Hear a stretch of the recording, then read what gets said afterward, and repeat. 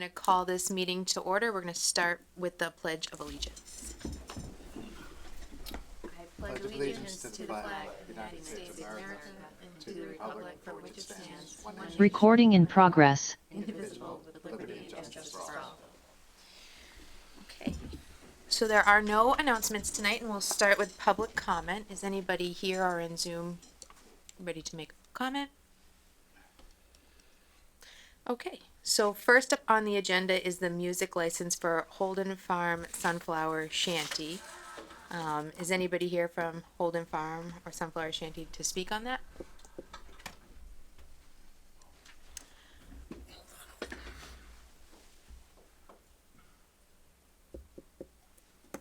Oh, I guess if there are any hands raised, we're that possibly public comment.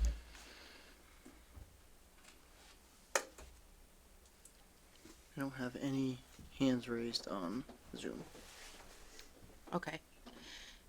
So for this application, the board received some information just tonight that could impact the thoughts on this. And for me personally, and I don't know how the rest of the board feels, I think I would like to take some time to digest that information and look into it. So maybe talk about a modified license approval for tonight that expires on May 2nd to kind of get them through the next 2 weeks, but also allows us an opportunity to really look at the concerns that were presented, make sure that those were concerns were also shared with Sunflower Shanty to see if they can make any changes or offer any suggestions on how to move forward after May 2nd. And I don't know how the rest of you guys feel. Yeah, Madam Chair. So obviously you're running the meeting and that's fine. We can move in that direction if that's what, the rest of us think. I would propose we have several members, several residents here representing the letter that was received from the board today. So I'd be interested, since they showed up, and also hearing any remarks if you're open to it. And I also just wanted to put out there for full disclosure too. So one of the residents of the area showed up at my house yesterday. We had a long conversation about it. And, I asked him, as he did, to go through Evan in terms of putting out the letter for the rest of the board to see. And just for the public's information, the board received information about 4:00 this afternoon, which is why we're trying to figure out how to deliberate on this subject. And I signed a document and just wanted to put it out there for full disclosure that I am always in favor of residents, bringing input to the board that we need to discuss. And that was my intention in signing it. And then afterwards thought that maybe I shouldn't have, being in my position. So I just wanted to kind of put a public apology out there. I didn't want to set any expectations for this discussion, except that I was listening to a resident and, made sort of a common mistake of putting my name on something that I probably shouldn't have. So my apologies for that. And yeah, it's my suggestion that it seems that beyond the letter that there are people here tonight that may want to add to the conversation. I do believe that we have to give Sunflower Shanty an opportunity to respond as well, to make good decisions and on how to move forward and how to come to a compromise on this. But I just, again, in the spirit of public input, would be open to hearing from other residents tonight. Okay. I'm going to go to Matt and Ray real quick. Of course. I have thoughts on that. Yeah, I mean, I agree with the idea of letting people, come out and speak to the letter that they submitted to us. Obviously, it's pretty new, so we haven't had a chance to really process the information or whatnot. I do hope, at the very end of the letter, it was mentioned that, what the residents are seeking is some common ground. So I think hopefully if we can hear from them tonight, we can allow Sunflower Shanty the opportunity to respond to the concerns and whatnot. We can find that common ground. As to the sort of suggestion about a short-term license to get them through the next couple of weeks, I would support that, but maybe we can talk about that a little bit more after we hear from residents. Okay. Ray, do you have any thoughts? Yeah, so this permit or this, what they're asking for doesn't begin until May 7th. And, I would really like to have the neighbors and, the people from Holden here, or, there to discuss this. So they're not having music this weekend, correct? Because they don't have a permit to do it. Is that? No, Correct. no, and that's a good catch. I think I suggested that I'm thinking like the ice cream licenses and things like that. How can we just Yeah. limp them through real quick while we look into this a little further? Yeah, I mean, I think that we should hold off and put it on the agenda for May 3rd. Invite the neighbors and invite Sunflower Shanty. I mean, they really should be here tonight. This is a kind of a huge entertainment license, but and then as Matt said, come to a mutual agreement. That everybody's there and everybody gets to talk, and then we can approve it, and then they can still hit their May 7th, first night. Okay. Is anybody here or attending on Zoom want to speak to this item, understanding that, we're still going to be talking about this and bringing it back? Yep. My name's Bill Richlick. You just have to come up to a microphone. Sorry. My name is Bill Richlick, and I'm at 90 Weston Street. The letter says it all, and I would hope that we're allowed to read that letter into the minutes of this meeting. But I would like the board to understand, we're not neighbors, we're relatives. This is a very disheartening situation for us. And the townspeople that we have met with so far were totally puzzled as to why they never heard anything last year. And the answer to that is, they were our relatives. We tried to work through it, and we got nowhere.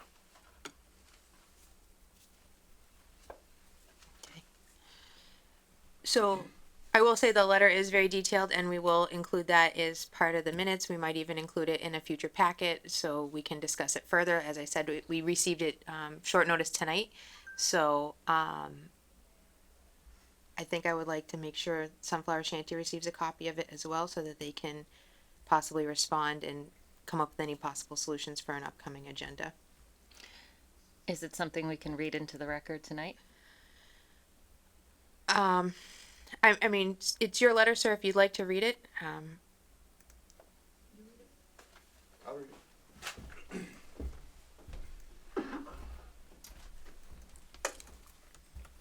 I am William Richlick. I live at 88 Wesson Street.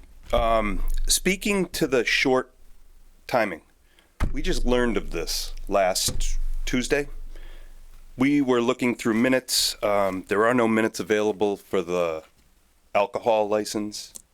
There's nothing available. This was just kind of happenstance. I was in the town hall. I met with Evan. So the suggestion was to draft a letter, which I did. Dear Grafton Select Board, I am drafting this letter on behalf of the neighbors of Holden Farm, Sunflower Shanty LLC, 139 Old Westboro Road, North Grafton, Mass. The intent of the letter is to address concerns related to the dramatically increased volume of traffic, the overwhelming noise created by live bands and DJs performing Friday through Sunday, the late night noise created by intoxicated people, and the general disruption to everyday life on a scenic country road. During the spring of 2021, it was learned that Holden Farms would be expanding their agricultural operation by adding the Sunflower Shanty, a locally crafted beer garden with a food and live music venue. The understanding and initial intent was a small venue with perhaps an acoustic music performer and a food trailer. As the season progressed and popularity expanded, the venue dramatically expanded its size and capacity. The acoustic guitar player evolved to multi-piece high-volume rock bands, DJs, and large private functions held in large tents completely removed from the beer garden area. As understood, permits were granted and the shutdown time was agreed to be 8 p.m. It became very common that very loud music was continuing well past 9:30 p.m. The 2021 schedule began Friday afternoon and continued late into the night. Live music would resume on Saturday, midday, and again continue late into the night. On Sunday, music would begin midday and would typically end around 6 p.m. The volume of music is always able to be heard by neighbors in all directions at varying distances. Many requests were made to Holden Farms last season asking that the volume be lowered. The requests were ignored and the music continued many times after the understood 8 p.m. closing time. In addition to the beer garden and live music venue, private events began to be advertised. These private events include very large concentrations of people under large tents with DJs performing, sometimes until after 11 p.m. The location of these events is separate from the designated beer garden area, not more than 75 feet from Wesson Road. As a result of these new venues, the traffic on Wesson Road has increased dramatically. Traffic has become such that cones have become necessary at the end of driveways to prevent cars from using them as turnarounds. It has become common to hear recreational walkers, joggers, and bicyclists screaming at cars speeding past them or blindly turning. The cars turning around have also caused damage to roadside gardens and plantings. It is common during operational hours that attendance exceeds parking capability. This has led to traffic backups, which creates a very dangerous entrance to Wesson Street from Old Westboro Road. Many times there is a farm employee directing traffic on a blind corner with no warning to oncoming vehicles. Many vehicles also stop on Wesson. The occupants get out and walk away, leaving their vehicle on a road with zero shoulder. All of these factors create a hazard to walkers, joggers, and other pedestrians. Late night traffic is more concerning. Many times the music ends, but the liquor, beer, wine sales continue. Many cars are exiting at high speeds well after 11 p.m.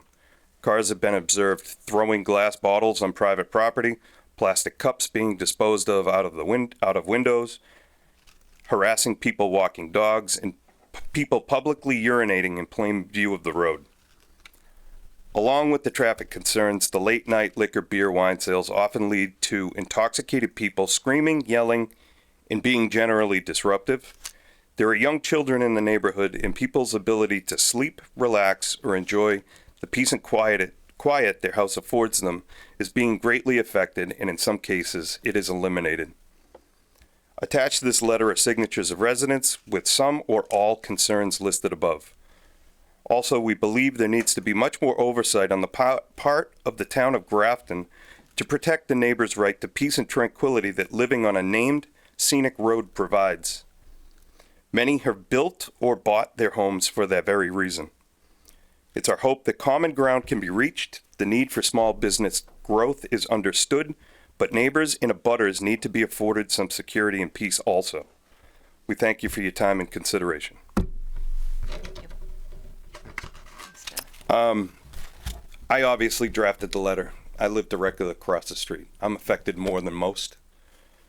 I was the person that spoke with Doreen yesterday. I've explained a couple of scenarios. My wife Jennifer's here also. We have a surround sound system in our house. It's loud.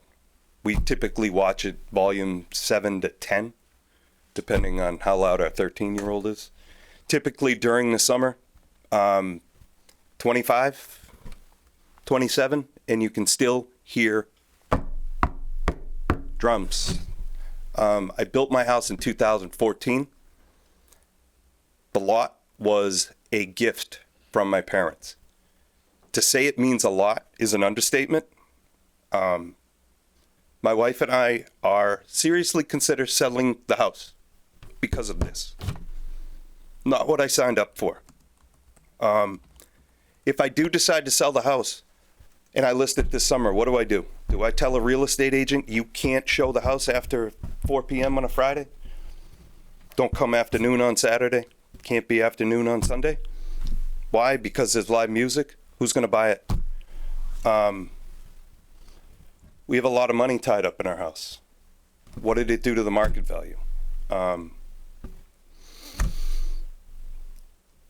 This is a tough spot. As my dad mentioned, it is family, there's relationships there. A lot. They're neighbors also.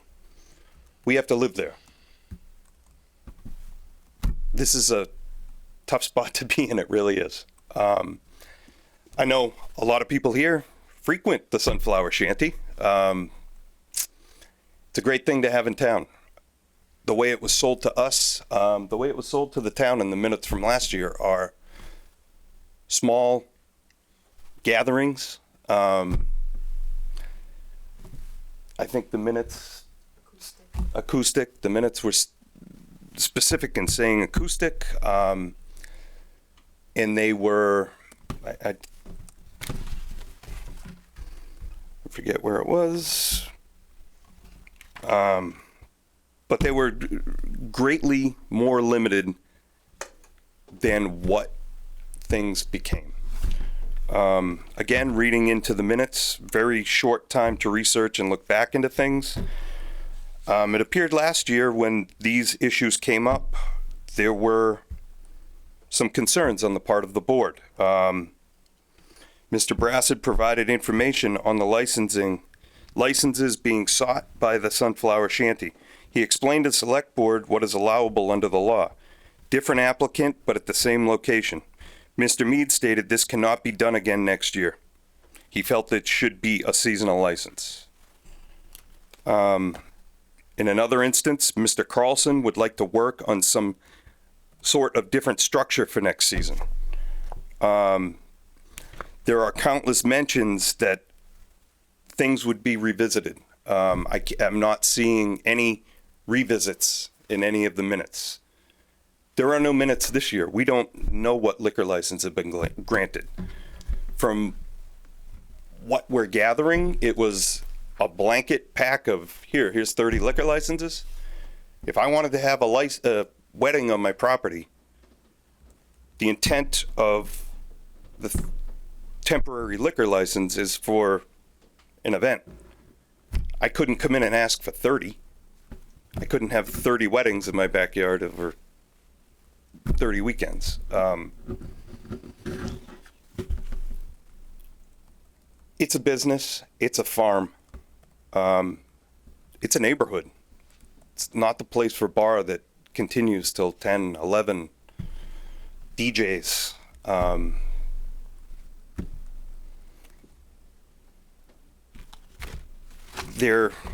Our feeling is that it needs to be visited. It needs to be looked at. And we want to reach common ground. But from May 7th until October 31st, 3 days a weekend with live music is unacceptable. First weekend being Mother's Day. No cookout at this house, at our house, where it's traditionally held, because I don't want to listen to Big Chief, a rock band. Google them. It's not acoustic. I thank you for your time. Thank you. Thank you. Thank you, William. So we only granted beer and wine license. They shouldn't have liquor at this establishment, correct? Yes. Okay. How are we monitoring that? We generally don't. Okay. Madam Chair? Yes. May I ask? Evan, how are noise ordinance generally handled? Or I guess a better question would be, how would you suggest moving forward we handle starting with like the time slots and like how do we manage that? And to me it's obviously different than a restaurant, right? We're talking about under 61A too. So two-prong question. I'd like to understand the laws in terms of under farming, and if Sunflower Shanty falls under that, and that we, as we put contracts together, are falling under the law. And then secondly, how is it handled? Is it, they have to call the police, or is there drive-bys, or what happens? No, I mean, we typically don't set up drive-bys for a one-day liquor license, Right. even if it's multiples in a set. That's Okay. not really the role of the PD, nor do we really want to live, I think, in a community where that's the case. Right. Every time you pull a permit, the cops roll by several times a night. It's just not really giving that kind of small town vibe that I think Grafton is generally looking for. I think any time that we're in violation of something, then the police are going to be your first avenue. So for you folks, anything that's liquor related, and I say liquor as a general term, so beer, wine, liquor, anything like that, that's going to go through PD. They're going to be your point of contact. You're the licensing authority. They're your enforcement of any of that. Music, there is no exemption under 61A, Okay. nor is there any liquor exemption under 61A. There is some Section 19 things like Section 19F, where you would become a farmer brewery, farmer winery, where that gives you exemptions to local zoning that you don't get normally. It's a carve out that the legislature did to try to drive that agro-tourism, keep farming alive in Massachusetts kind of push. But that's not what we have here. None of this is exempt. So it's all on you, unfortunately, as the licensing authority, either for alcohol or for music. Okay. So, and I would think that, if there is an issue that the board wants to address with either, timing, you have full authority to change times. You have full authority to issue only for certain types of music, different volumes of music. I've seen, setups where you actually are dictating where the music can be set up. Those are fairly common. So I think the board has a lot of, authority and leeway to do what it thinks is right, because there is no protection under the law for agriculture. This is not an exempt use. Okay. Can I correct one thing, please? Colleen? Can I just let the board member speak real quick, and then I'll give it back to you, sir? Go ahead, Ray. Yeah, Colleen, we, as Evan said, I mean, we can limit, decibel levels at a certain feet. We can do all kinds of things. But really, what I'd like to see is I'd like this to come back to the December 3rd meeting instead of us doing a big discussion about this tonight. And I don't doubt that the letter or anything. I don't doubt that there's noise or anything like that. But I'd also like to see Evan meet with Sunflower Shanty or Holden's and discuss this whole thing with them, so that when we get back to May 3rd, that we have not an agreement, but I think they, in between now and then, they need to know this is a major issue. They've got a lot of bands or people scheduled to play, and I just think we can come to a common ground. But I really, on May 3rd, want to make a decision on that common ground, and I think that if Evan meets with them and maybe meets with the neighbors or whatever, that we can work this out prior to May 3rd, and we can come to an agreement. I think we all agree with you, Ray, but in order to get to that, we have to have a little bit of discussion now so that we can get to a decision on May 3rd. I think. Yeah, I don't want, I don't want to get this to get into a long drawn out conversation that we can work out. That's all. Okay. I understand the issue, that's for sure. Rich Lick, 90 Weston Street again. And just a point of information, after meeting with the local PD, they do not enforce or go over and check on liquor violations. That is the ABCC or the Alcoholic Beverage Commission. And if the Grafton PD calls them in, they have to go to every establishment in the town of Grafton. So the other issue is, and I'd ask you, you guys issued the liquor license, what are the hours for the liquor license? Because if you let that go to 9 o'clock, that's last call. That's probably why people are still sitting there drinking at 11. I hope you understand that. When you give a permit and you say 9 o'clock, that's last call. So there's people yelling and screaming and drinking over there long after 9 o'clock. Thank you. I do have a We'll have to question. agree to disagree on enforcement, because I've been doing it for 8 years, the exact way I explained it, so. Okay. I think it's perfectly reasonable for you, the appointing authority, and the enforcing, to ask your enforcement authority to check what's happening. Okay. Okay. The application for the entertainment license, pre-COVID, did we even offer an outdoor entertainment license? And is this something we really want to continue if it's problematic? I know with the outdoor dining, that's been extended for temporarily. Is outdoor entertainment something that's working? That would be something I think the board would have to discuss. I mean, this is the first, since I've been here, dealing with outdoor entertainment issues. There were a couple that spurred from one other restaurant. Right. But that was maybe 2, and I wasn't here pre-COVID, and I've never looked at what your practices were prior to that. Okay. So I think the reason that we changed our hours for the outdoor entertainment was in direct response for, to some complaints that we had at another facility. So,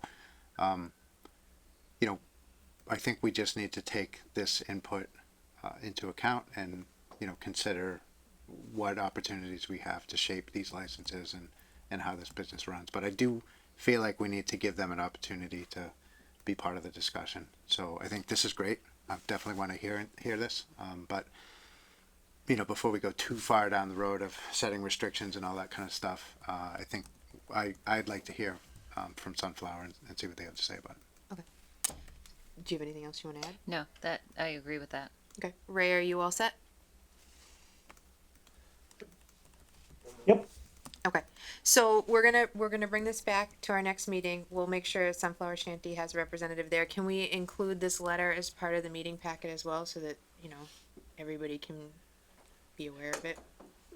Yes, and so just to make sure I'm clear on what's happening, am I meeting with Sunflower Shanty ahead of time to discuss the concerns, or are they coming here to discuss the concerns as your first line? Because Ray had a different suggestion, I think, than this is going. I just want to be clear on what I'm supposed to do. Go ahead, Doreen. Yeah. No, I was going to suggest Evan meet first.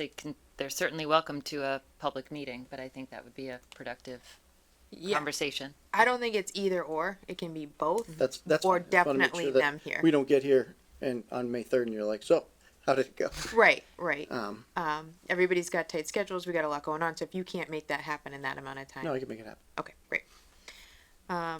Perfect. So Colleen, just one other thing. Can we invite Chief Crapo to that meeting, please? sure. What did he say? He'd Chief like the Crapo. police chief there. Yeah. And I'll speak to the lack of minutes that you haven't been able to find. I'd like to know your protocol on minutes, cause there's none, you have 3 sets from all of 2022. Yep. So we lost a critical staff member that was in charge of that. We have a temp in catching up on all that right now, and they should be up very soon. But all of the meetings are recorded and available to be watched on GCTV, and I can look up the dates and send you guys links if that's helpful. Oh, I know what meeting, it was specifically the beer and wine license. Yep. was Right. What I was looking for. Yeah. So I do apologize for that. That is something we are working on, fair but enough. yeah. And just to note, But you just got to come to the mic if you're Okay. gonna. Yeah. question. William Richlick, 88 Wesson. Just one question as far as the zoning goes. Let's be honest about it. Everybody know whose the other facility was. The difference in zoning. One's residential, correct? Where we are, and is zoned commercial. I Are believe. there different standards when issuing the permits? Is the fact that we're in a residential neighborhood being taken into account when these permits are issued? So With the noise and bands and timeframes and things like that? Because if you want to serve dinner, that's great. But Sure. I think Even Jeff- Fenway Park stops beer sales after the 7th inning, right? Yep. No, I think we're looking at all the different conditions, including how many neighbors they have, and Okay. because just the strict zoning isn't necessarily, because we could be in a situation where you've got very dense Right. residential right across the street from something that is zoned in industrial in an industrial area, and still from a permitting standpoint, the board would want to consider that neighborhood and Okay. not just the zoning. So for me, at least personally, it's not so much about where the business is sitting in terms of Grafton zoning. It's more about the neighbors Right. and what is immediately surrounding that particular business, regardless of zoning. Right. If you look at the letter we submitted, the signature page, there's signatures. And to be fair, I did ask, can you hear it? And everybody on that said yes, except Except Doreen. That, Yes. So, but there as far as Stony Brook. I'm at so- 79 Old Westboro I know Road. you. It's about a half mile down the road, and I can hear it.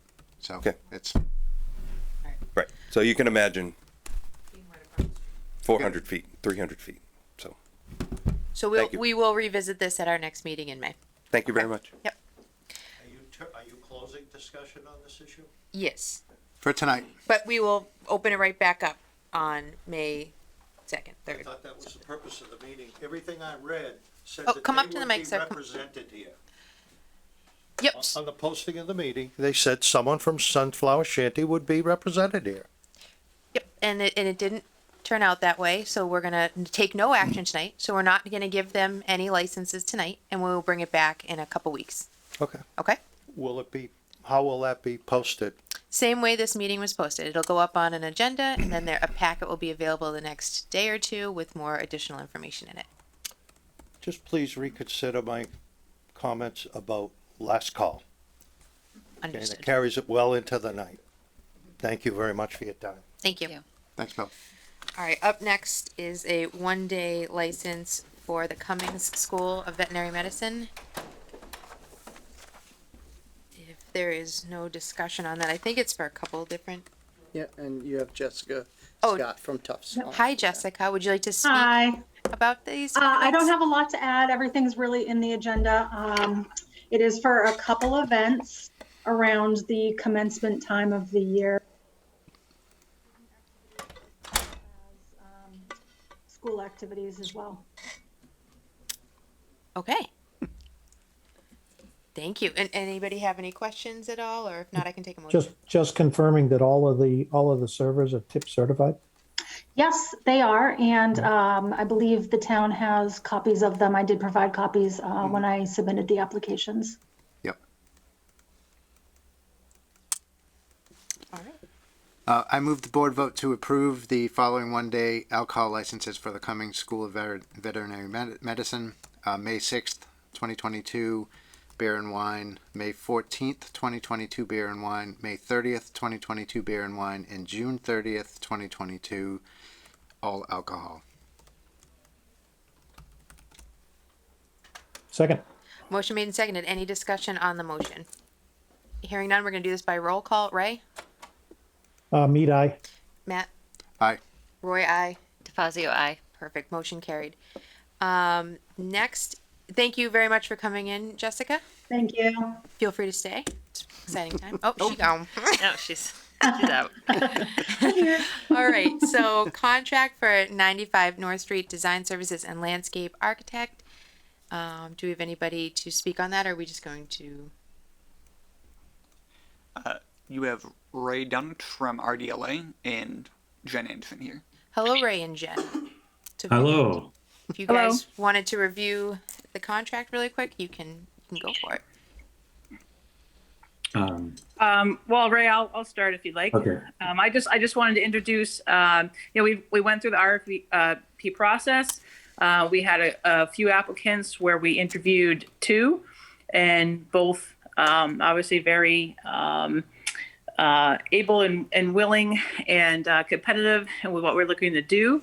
And I don't think we could make a bad choice, but we chose Ray and his company RDLA, and so we would asking you tonight to sign that contract so we can get started next week on the design and input process from the community, and work over that over the summer, and with the concept plan that we present to you in the fall. So Ray's just here if you wanted to just hear from him and say hello, or if you had specific questions, we're both here for that. Okay, thank you. Do any board members have any specific questions about the contract? Colleen? Ray? So I reviewed this and I look under the fee and it's appears to be time and materials. Can you just tell me what the fee is, the total fee is? I can give you. It was around 47,000. Yeah, it was just under 47, Slightly which is under. what we asked for. We asked for 50,000 at town meeting, or 47,000 of CPA funds at town meeting, 3,000 that both conservation and recreation were going to contribute, which we've almost fully spent. So we're still within budget of the funding from CPA. William has the exact number right here if you guys want it. The exact number is $46,930. Okay, so this is for the preliminary drawings and estimates. So is there an estimate of what the remaining design will cost? No, we'll go through this planning process with the community to get their input, and we'll look at incorporating all their wishes which are feasible, then prepare a cost estimate based on what we hear from the community. We're not able to really understand what the project will cost until we know what the community would like to see here. Okay, thank you. Okay, any other questions? The only question that jumped out to me under section 29 was for change order, that there's baked in 25%. And I had asked Evan about that, and I guess that's just standard language. So in case anybody else caught that. That's standard language from our side. Yeah. Yeah. All right, so if there's no other questions, I can take a motion. I move the board vote to award and sign the landscape design services contract to Ray Dunnett's Landscape Architecture, RDLA, for phase 1 of the project. Second. Motion made and seconded. Any discussion on the motion? Hearing none, we do a roll call. Ray? Mead eye. Matt? Often aye. Roy, aye. DeFazio, aye. Declare the motion carried. All right, thank you guys so much for coming in. Thank you. And Thank Ray, you. Jen and Ray. Okay, you. take care. All right, Bye-bye. and now we're moving on to the paving contract. And Yeah. that's just standard Yep, contract. so I can speak to that. So this is our general paving contract that we go out to bid for. On the 25th, we had our sealed bid opening, and the terms of contract completion are on or before June 30th, 2023. So that's pretty standard as well. We have decided to award it to the low bidder, which is J.H. Lynch and Sons, in the amount not to exceed $1,761,982.50. And that will get most of our asphalt management plan for this upcoming year completed. There are some other factors in there. Chapter 90 looks like it's going to be higher than it has been in years past. So I'm able to do a little bit more there, but liquid asphalt is also very high right now. So that might wipe away the gains we were going to get. So, All right. all right. Any questions about that contract? All right, I'll take a motion. I move the board vote to award and sign the asphalt paving and related services contract to J.H. Lynch and Sons in an amount not to exceed $1,761,982.50. Second. Second. All right, motion made and seconded. Any discussion on the motion? Hearing none. Ray? Mead eye. Matt? Often aye. Roy, aye. Doreen? DeFazio, aye. Declare the motion carried. And moving on to Tufts Biosafety Officer contract, I believe we have Colleen Driscoll here. Hi, Colleen, how are you? I am very good. How are you? Good. So if you would like to give us a quick overview of the contract or answer any questions anybody has for the contract. Okay, as far as I know, the contract, I will overview it. So I've been asked to do an inspection of the at the Tufts School of Veterinary Medicine of their RBL lab, high containment lab, and also review their contract or their permit that's going to be sent to the Board of Health. And to do some other work, write a report for them on any findings that I find in regards to the Select Agent Program and the BSL-3 program as it relates to different regulations for biosafety. And I think that's about what it covers. Thank you. Any members have any questions? Nope, I just would like to mention, so this is a standard procedure that we've been doing for a number of years now. We had someone resign from the position, and so Miss Driscoll is the one that was voted by the Board of Health to replace that person. So not a new program, so to speak. I didn't want you to think it was something we just decided to start doing randomly. Right, so there was no particular concern that precipitated this? No, Yeah. that's what. Yes, thank you for clarifying. That's what I was getting to. It's not like we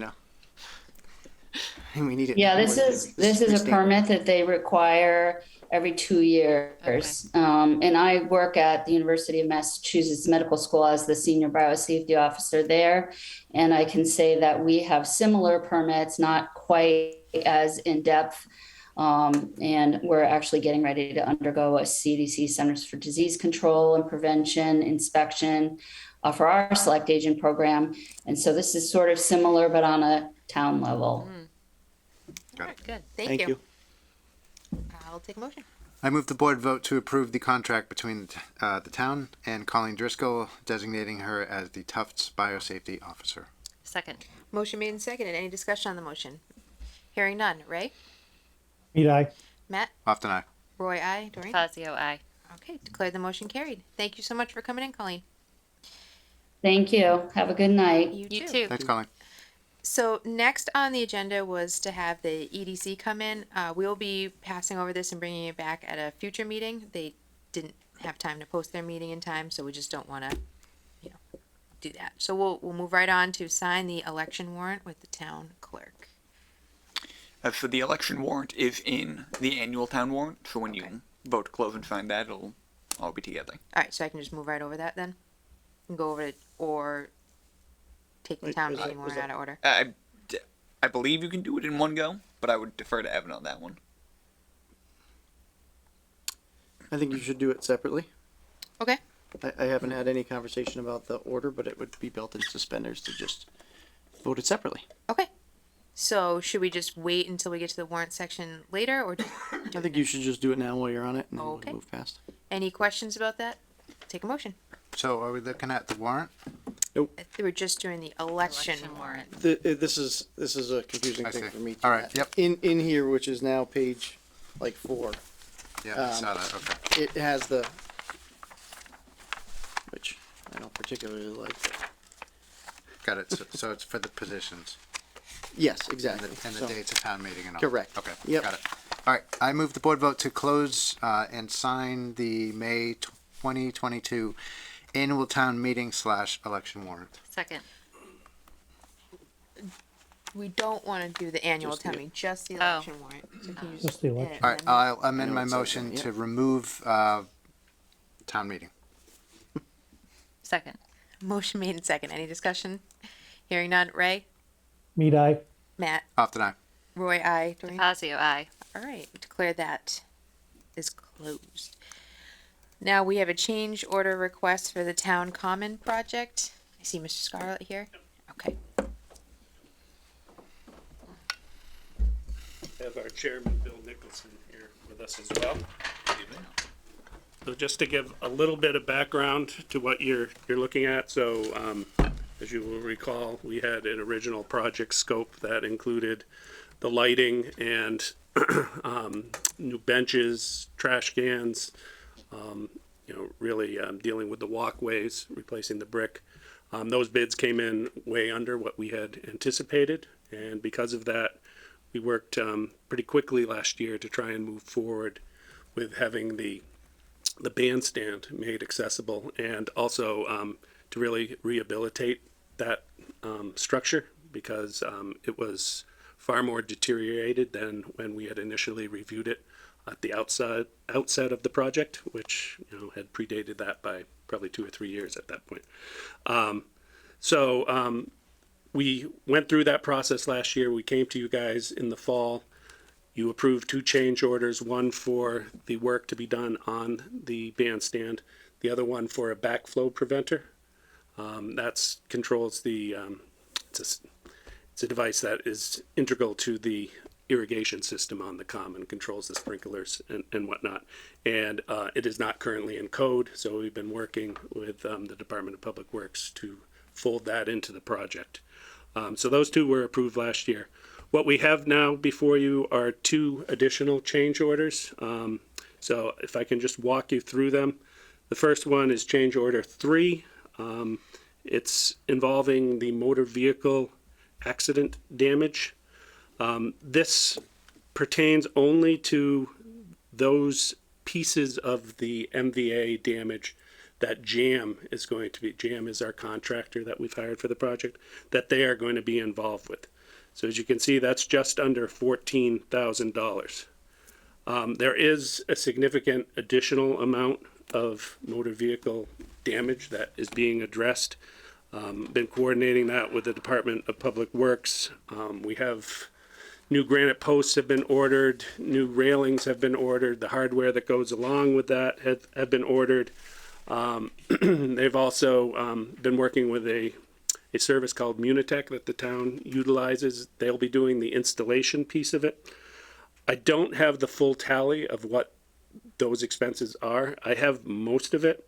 But I can tell you, if you total up the nearly 14,000 that you have here and the additional work that is going to need to be done, that is covered by insurance, fortunately, that's going to add up to well over 30,000. I wouldn't be surprised if it was in the $35,000 range. So it's expensive. There were 3 accidents up there. There was one that took out a tree. Part of this is putting in a new tree. Another one involved taking out our archway right after it had been put up. Also took out our new trash receptacle and damaged the pad that it was on. So it was pretty involved. And then there was a 3rd motor vehicle accident that happened in the winter, over the winter at some point. We don't know exactly when it happened. Unfortunately for that one, there was no insurance settlement money available because the person left. And so if you see, we have the 1,850 here. That's for the install of the granite piers for that accident. So that won't be covered under insurance. We're going to fold that into the project. There's also a fee to install it that is included in the nearly $14,000 one. So out of roughly $35,000 would be my guess of motor vehicle damage. We're only going to end up paying around $3,500 out of the project money. The rest will come from insurance funds. So just so you all know that. Any questions on this particular one before I jump to the other one? Because I know it gets convoluted. That was a great explanation. Yeah. Okay. The second one, which is number 4, has to do with structural improvements to the bandstand and some protected barriers. So if you will recall, last year when we were here, we had some concern with the structure listing, and that it was looking a little rough, and we worked with the contractor to come up with an amount to deal with that. What has happened over the wintertime is it has listed even more, and they're concerned with it from a safety standpoint that it could collapse if they don't brace it. So what they want to do is add bracing to secure the structure while they are doing the repair work. And there are diagrams in the attachments I gave you to show you what it is that they're envisioning. That's a $6,247 charge. We had also talked with you guys last year, when we had brought the change orders, about potentially securing the structure to the ground. In the 75 some odd years that it's stood there, it just sits on the ground on cinder blocks. So at first we didn't think that, because it was costly, we didn't want to add that, and that was a $4,800 charge. They've come down with a $3,200 amount for what they call helical piers, which is a different way. Instead of using sonotubes, they actually use, it's almost like a corkscrew that goes into the ground and helps to secure it. So for a $3,200 fee, based on the amount of money we're putting into this work, it seems like a small amount to ensure that the structure is secure for another 75 years. And that is, again, $3,200. And then the last one is the bollards. And bollards are being envisioned by the east entrance, which is where the archway was that was taken out. You have 140 coming in right there. The gentleman that hit that entrance fell asleep at the wheel and just continued straight. There's nothing that could prevent that from happening again unless we put in bollards. So we're envisioning 4 bollards that would go in between the sidewalk and the street. There's a little grass strip there. There'd be 4 of them, evenly spaced. In addition to protecting that entrance, there's also our new electrical panel right in that vicinity. So this will also protect that. And that charge is $6,160. There is a potential for us to need to come back to you for a additional amount for the backflow preventer. We've been doing a lot of additional work in evaluating and being able to describe the work that's involved to the contractor. And in doing that, we found that there is a broken shutoff valve at the street that is going to need to be repaired. And then there's also some tubing that is copper and can't be crimped, so it's going to have to be replaced. So there is the potential for us to have to come back for a little bit more for that backflow preventer work. And then, unfortunately, it came too late for me to fold it into this, but just recently the Recreation Department suggested getting a large holiday-type tree to put in. If you recall, one of our large trees that was near the bandstand came out and knocked down that Christmas tree, and it's gone. So we did plant a small tree, which eventually will get large, but they're talking 20 or 30 years. Yeah. they're talking like a very large tree, and it'll probably be around $5,000 or so. And we have funds to do that. We just haven't had a chance to talk about it as a committee, and so we'll likely be coming back to you for that. So willing to take any questions that you may have. Any questions? Doreen? So thank you, first of all, for that description of everything. I just first want to say, I mean, we all know that the common is kind of like the centerpiece of our town, and I just wanted to appreciate all the work that's constantly being done to upkeep it. It's looking great despite all the accidents and things that we need to continue to clean up. So thank you for that.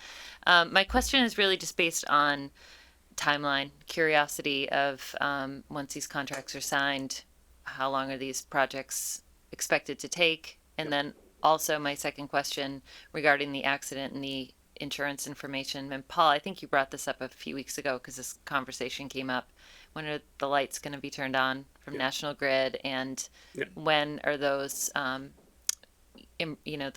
insurance money, I guess, or the accident expected to be fixed? Yeah. So those repairs will be done as part of the construction. It's going to be commencing within days of you guys signing these, assuming you do sign them. Okay. The safety issue was really preventing them from starting. They want to make sure that they can shore up that bandstand, and they didn't want to mobilize on site until they knew they could. Fair enough. So they have said that within days of this being signed that they will be on site.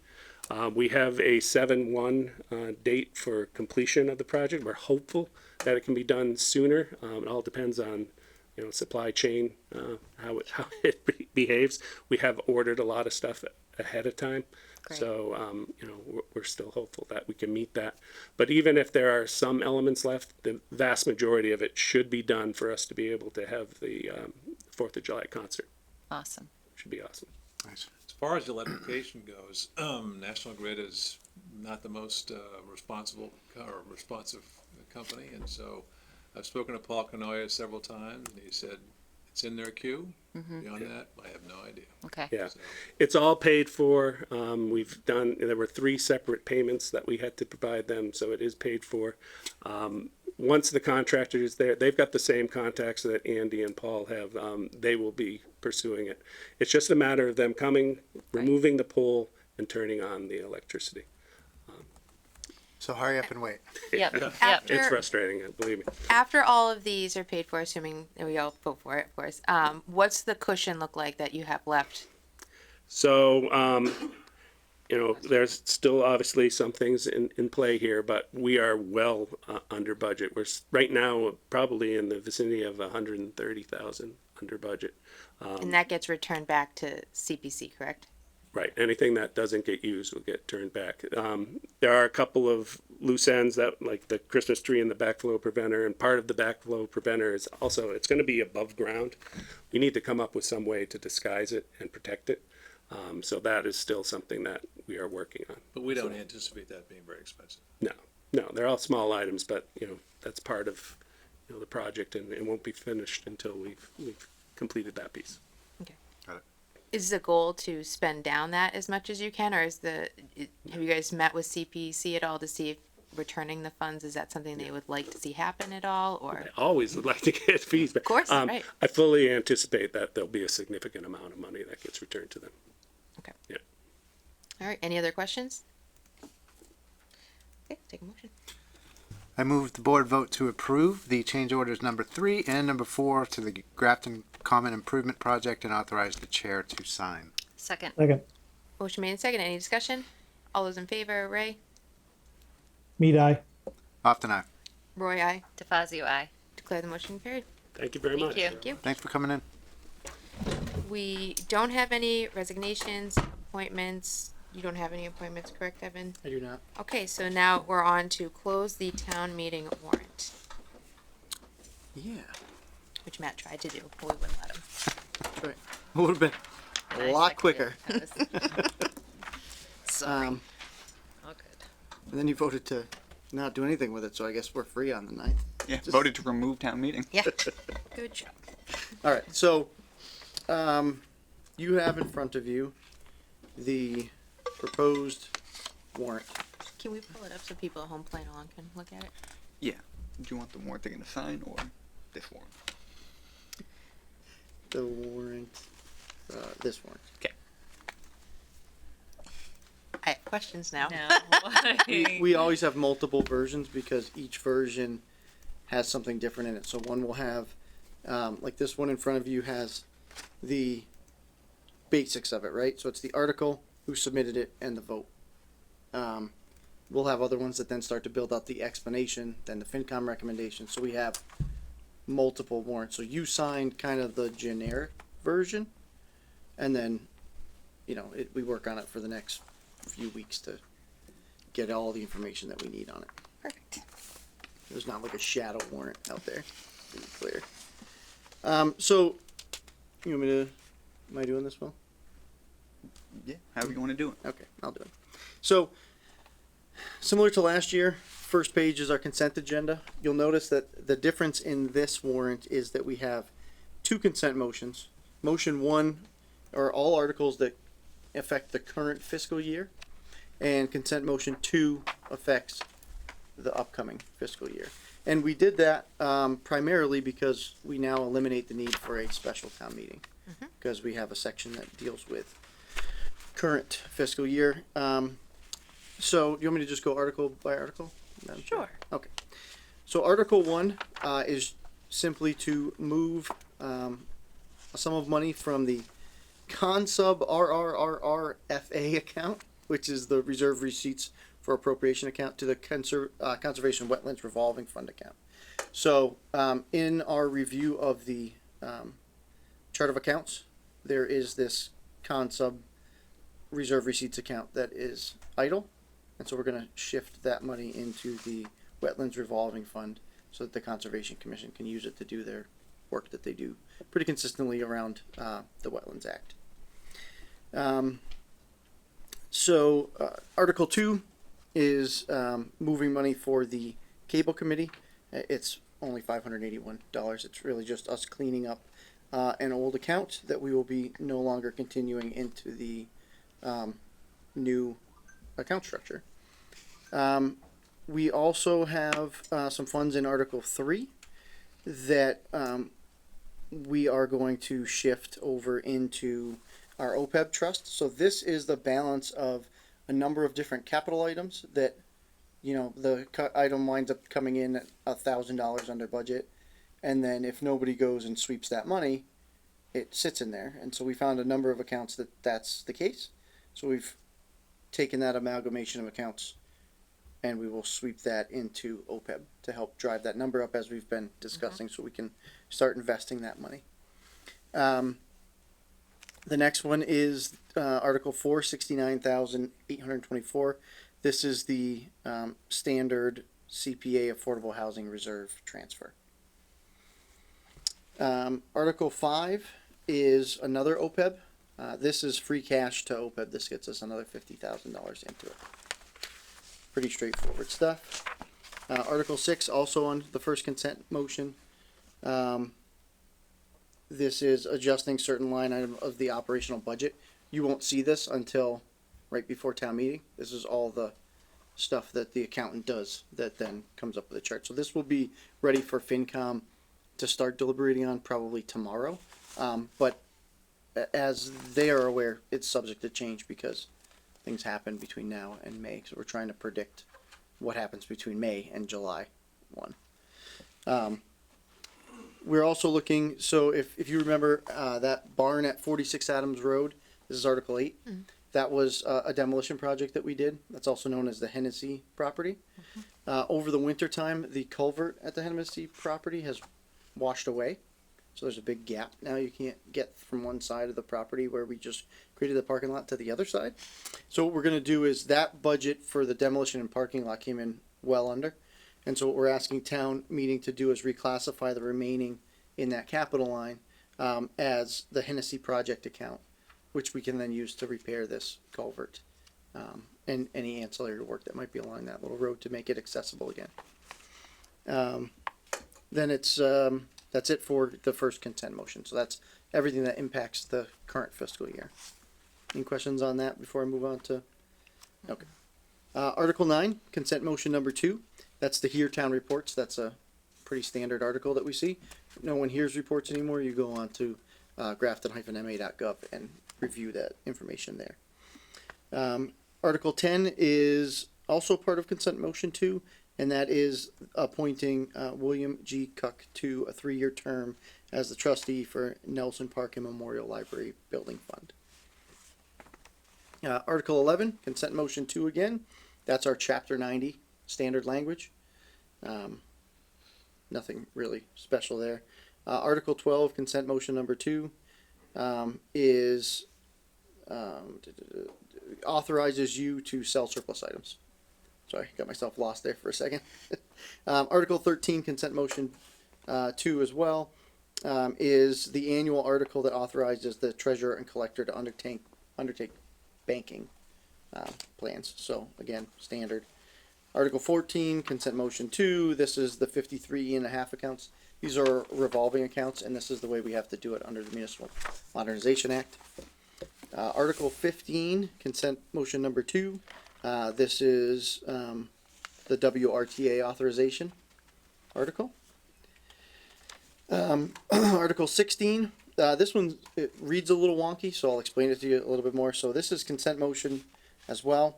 This is the town will vote to reclassify the remaining balance in a capital account, which was established under Article 6 of the annual town meeting in May 2019 to the 5-ton excess account. So what happened is there's a capital line that was for a fire truck that there's 2 capital lines for fire trucks that were never spent. Probably because the plans fell through is what it looks like. They're all 2019 or 2018, both of them. And so what we're looking to do is combine those two accounts and purchase a new brush truck for the fire department. How much is in there? There's 100 in each. Okay. So the bill for a brush truck that's four-wheel drive is probably more like 250, and so we're gonna use other general fund money in the fire department to figure out how to buy a new brush truck. We have two brush trucks, but one's an engine, and one is an older truck that is two-wheel drive, so they're not really great brush trucks. So that was a need identified by the chief and deputy chief and some of the officers, I believe. Article 17 is to accept a hydrant from the Grafton Water District. Article 18 is our omnibus. So that is everything that's in the back of your warrant, which is attachment A, I believe we call it. Appendix A, sorry. You will see, again, like last year, we have Appendix A and then Appendix A detail. And so just like we did last year at town meeting, we will read Appendix A, or Candy will. And then if there's any holds, you have all the detail information that you need to dive deeper into it if you so choose, but otherwise it kind of streamlines that discussion instead of inundating people with row upon row upon row of line item budget. Like it. Article 19 is our capital request, which is $1,459,750. That is Appendix B, and you can see all the line item on that as well. So when we talked about that in CIPC, it was a little bit higher than that. Was something removed? I changed the way, so the CPC article that I pulled was part of that. Okay. And that's how you got to the 1509. So again, even if you're requesting it from a different source, it should show up somewhere. But since I pulled that project, we dropped it off that line. So that's the difference between the two. That's a good point, though. I should send something to CIPC and just let them know that the number is different. Usually lower is good, but yeah. But I should alert people to that. Yeah, I just want to know what was dropped. Yep, that makes sense. Thank you. Article 20 is the sewer enterprise fund. So this is basically your entire sewer article. And if you remember last year, we talked about that's going to be pulled directly out of the general fund budget and the omnibus, and that's what you're seeing here. It's its own article at this point. Then you have Article 21, which authorizes basically GCTV and the cable oversight budget. Article 22 is the BVT article, which is total cost of $1,288,271. Article 23 is to transfer $100,000 into the O&M maintenance emergency account. So this is sewer transferring money from basically their general operating retained earnings account over to their emergency fund so that they can allocate that throughout the year when things happen. All right, Article 24 is, you have any questions? Just keep. No, I thought I recalled that was, they were gonna do that for 4 or 5 years, I think, till they built up. Are we close to that being? I actually don't know. I think that conversation predates me. I'm only on year 2 of that, so for me, it's only been 2 years. All right. I will clarify that with Chief Goodwire. Okay. All right. Article 24 is accepting Mass General Law 41, Section 108P. This allows the town to give the treasurer or collector $1,000 annually once they become certified. The same is with Article 25. This is Mass General Law, Chapter 59, Section 21A, that allows us to do the same thing with the assessor when they become certified. The next one is Chapter 41, 110A, which allows that any public office that the town may remain closed on any or all Saturdays, and where the last day for performance of any act falls on a Saturday, when said office is closed, that act may now be performed on the next succeeding business day. So let's say that they had early voting that ended on a Saturday. and we aren't here on Saturday, it allows you to extend. Or any other deadline that they set. Okay, so the next one is the CPA, Article 27 is the General Community Preservation Administration article, and that just sets the amounts to be raised each year. Article 28 is to see if the town will vote to appropriate a sum of money in the amount of $64,500 from Open Space and Rec for the purpose of the 14th of 20 interest payments. So that is on the Pell Farm property through CPA, or CPC rather. Article 29 is $74,100, and that's the 8th of 20 interest payments on the Grafton $1.1 million bond issued for the restoration of the Grafton Townhouse. Article 30, another CPC, that is $10,000 to restore the 1848 Howard and Davis scale and cabinet, and then to be displayed in an agreed upon location. Right now it is across from the treasurer collector's office, next to the clerk's office in the hallway. Article 31 is $135,000 for the South Grafton Elementary School Playground Accessibility Project. Article 32, $15,000 from the Community Preservation Act for the UUSGU Phase 2 Universal Accessibility Project. So this is the Universalist Church at the Common that you see the accessibility work, or will see accessibility work done. Article 33, this was submitted by the Grafton Police Department. And so this repeals Article 12, Section 25 of the Grafton General Bylaws in its entirety and replaces it with this new section, which is fingerprint-based criminal record background checks. This really just brings us up to compliance with where we should be in our bylaws for this type of activity. I believe that when we discuss this at the Finance Committee, that Chief Crapo will be giving them an overview and his reason for pushing that forward at the current time. Okay. Article 34 is Mass General Law, Chapter 30, Section 59, which provides compensation, benefits, and job security to town employees who are also serving as active duty members of the armed forces. So I added that one. I think it's a pretty important article. What it does is, let's say you're an employee of the town of Grafton and you're in the reserves and you get called up and sent out on active duty.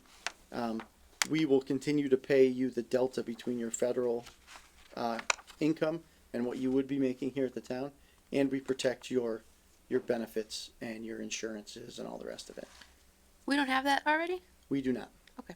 I think that by practice we're doing it, but it needs to be codified in some way that is consistent for anybody that needs to take advantage of that.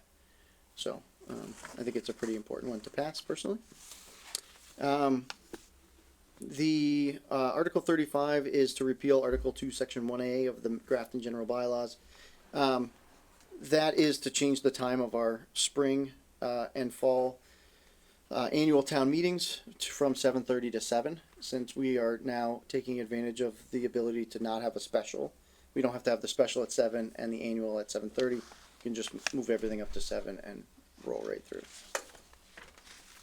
There was some confusion over timing and charter and things at the beginning, but we've worked that out.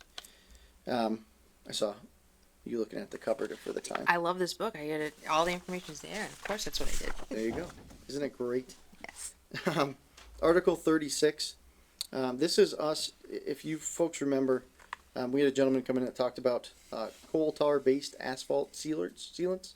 The board voted to support that, and then we never put it on an article of warrant. So this is us correcting our mistake and following through on that. The Conservation Commission did issue a letter supporting this ban, and they are the ones that directed us to add this one sentence of language to make that happen. Article 37 replaces, this is Article 34, Chapter 1 of the Grafton General Bylaws. So if you recall, well, I know you recall, we had a conversation, or you had a conversation with CPC regarding the Affordable Housing Trust and whether or not, you wanted to, add an Affordable Housing Trust member to the board. The select board declined to take any action on that. The Affordable Housing Trust, then voted to send that forward and asked you to include that into the warrant. And that is the entirety of the warrant. So it's 39 articles, it's 39 this morning, 37 articles currently, that we're asking your consideration on, or deliberation on, I should say. So just on the background check one, are we, we're authorizing, background checks for certain hawking and peddling licenses? Correct. And that sort of, are we expecting those to actually happen? For that to happen? Yeah. Yeah, so we do have a lot of these background checks already. Okay. This is just expanding it to cover, some of these other ones that are consistent with 172B and a half. Okay.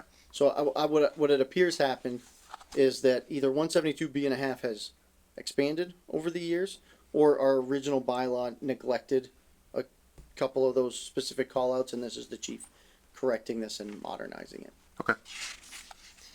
So I have a question. Article 4 on consent motion 1, that's cleaning up housekeeping for this fiscal year.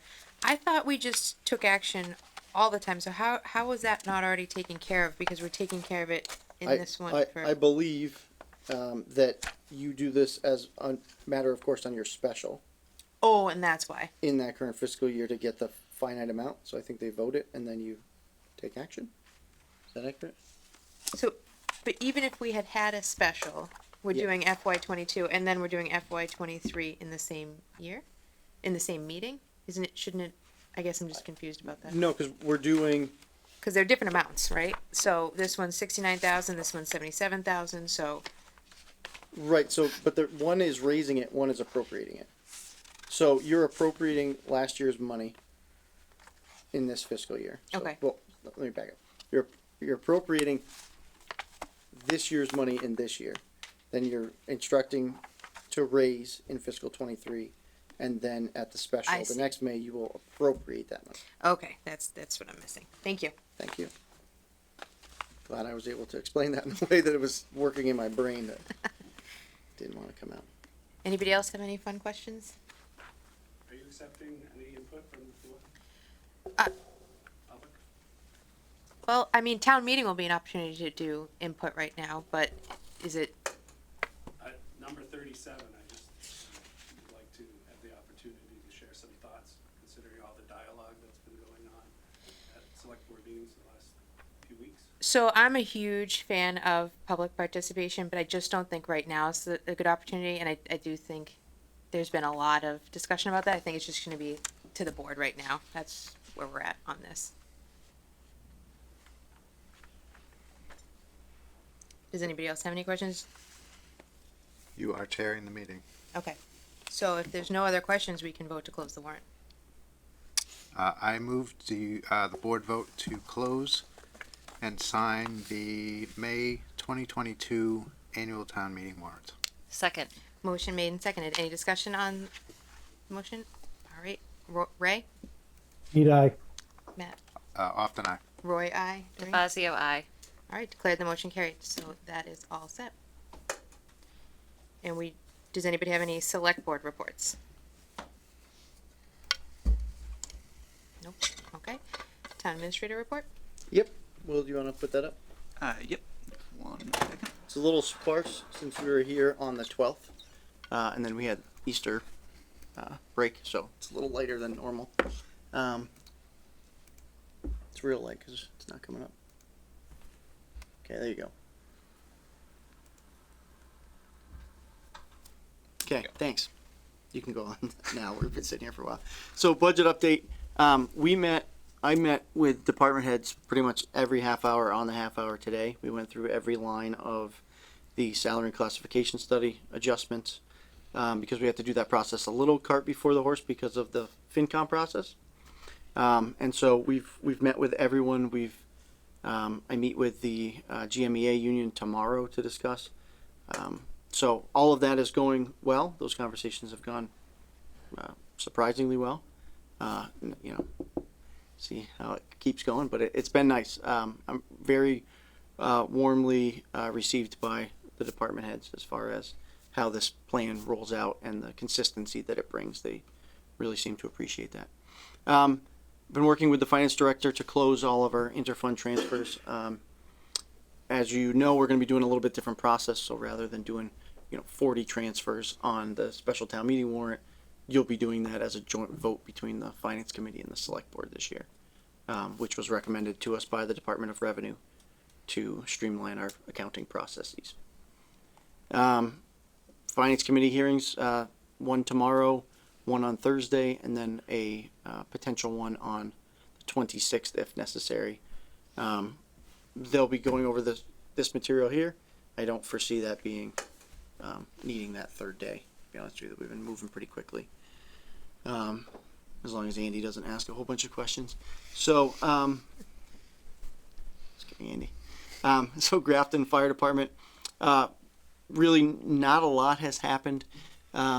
We're still at the same point we were at with our search committee, waiting for the 27th to come around, do the assessment center, and then get you folks here for the 4th.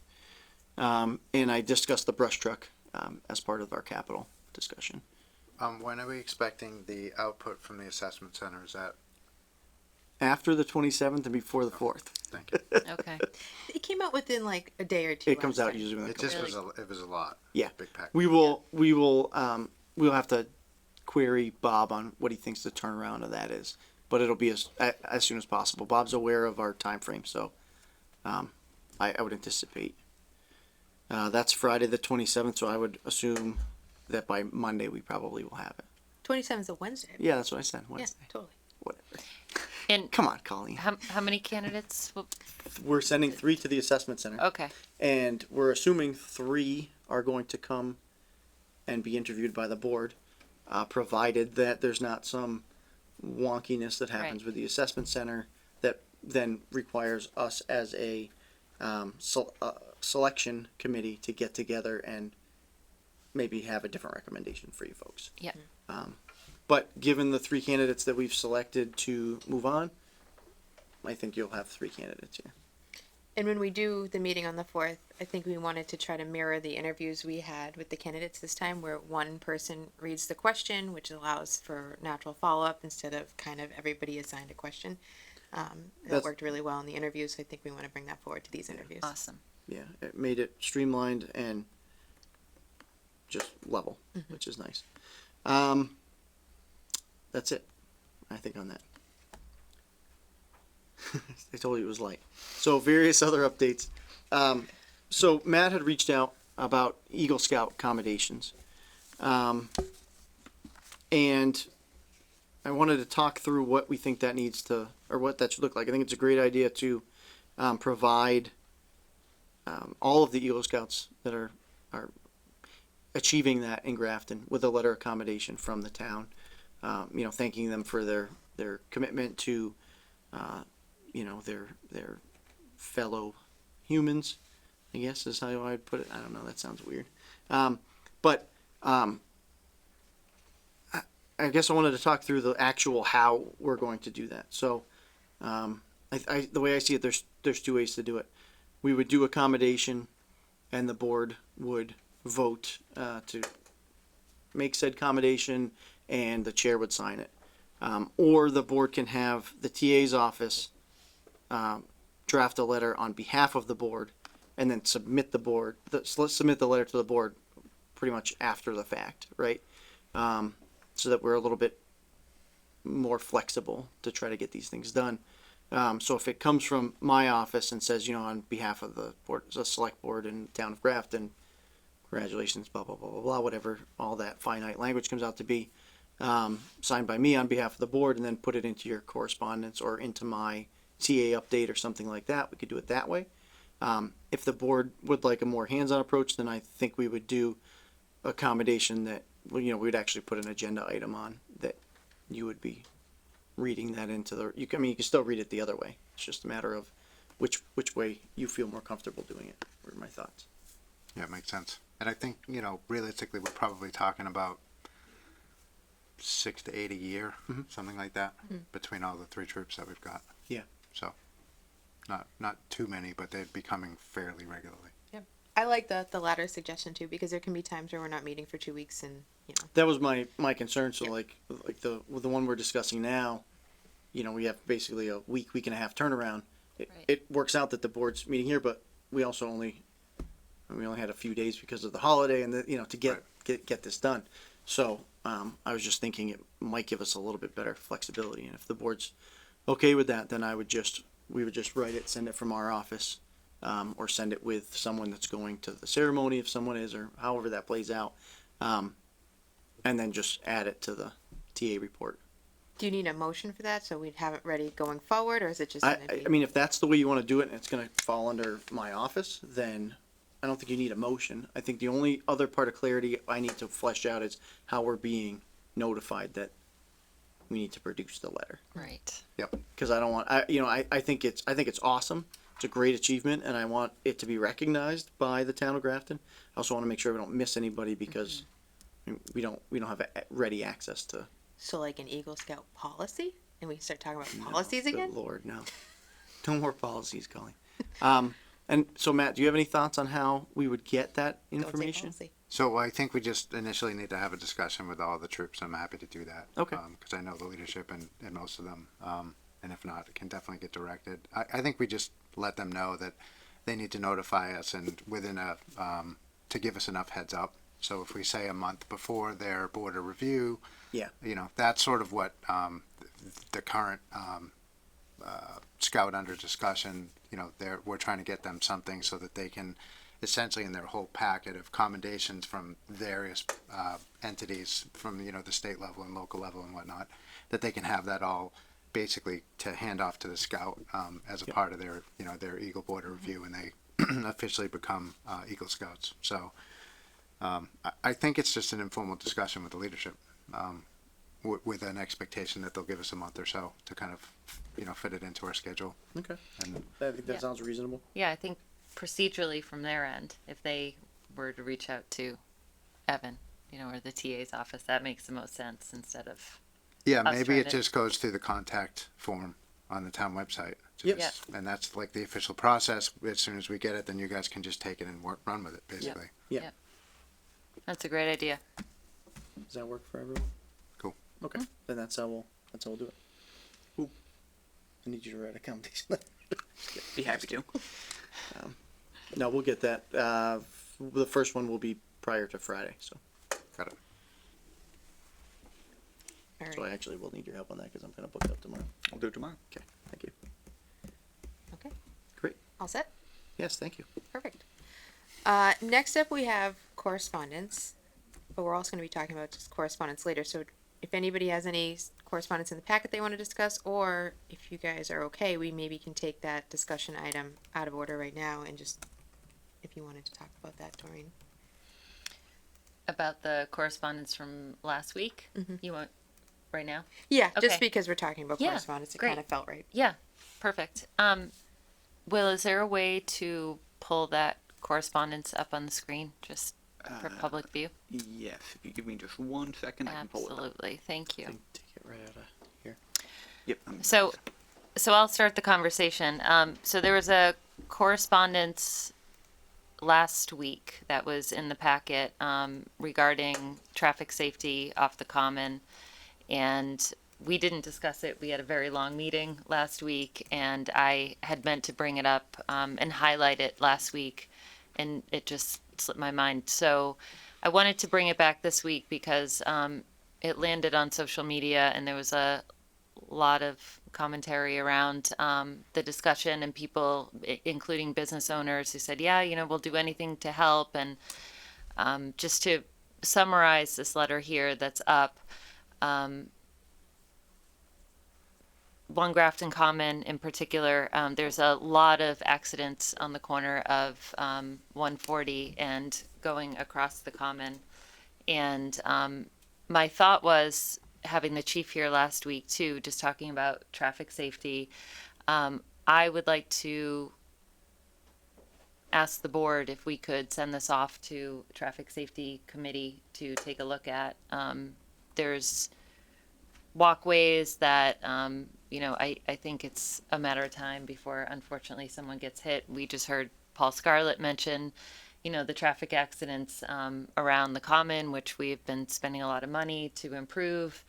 And particularly, there's been a lot of talk about a four-way intersection, but I know it's a historic district. I know that it's a state highway.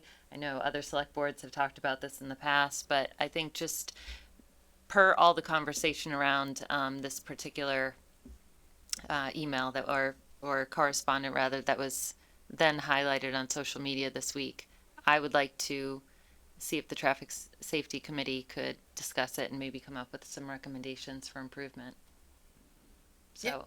I don't know if, again, because it's the center of town, I'm sure there's been conversations in the past about traffic lights or four-way stops. I know there was a blinking light on a barrel for a very long time that was replaced over and over again. I don't think we've found a solution, but in terms of traffic safety, I believe that that's where it should end up next, and just asking that committee for suggestions and really maybe figuring out the data for how many accidents actually happen per week up there.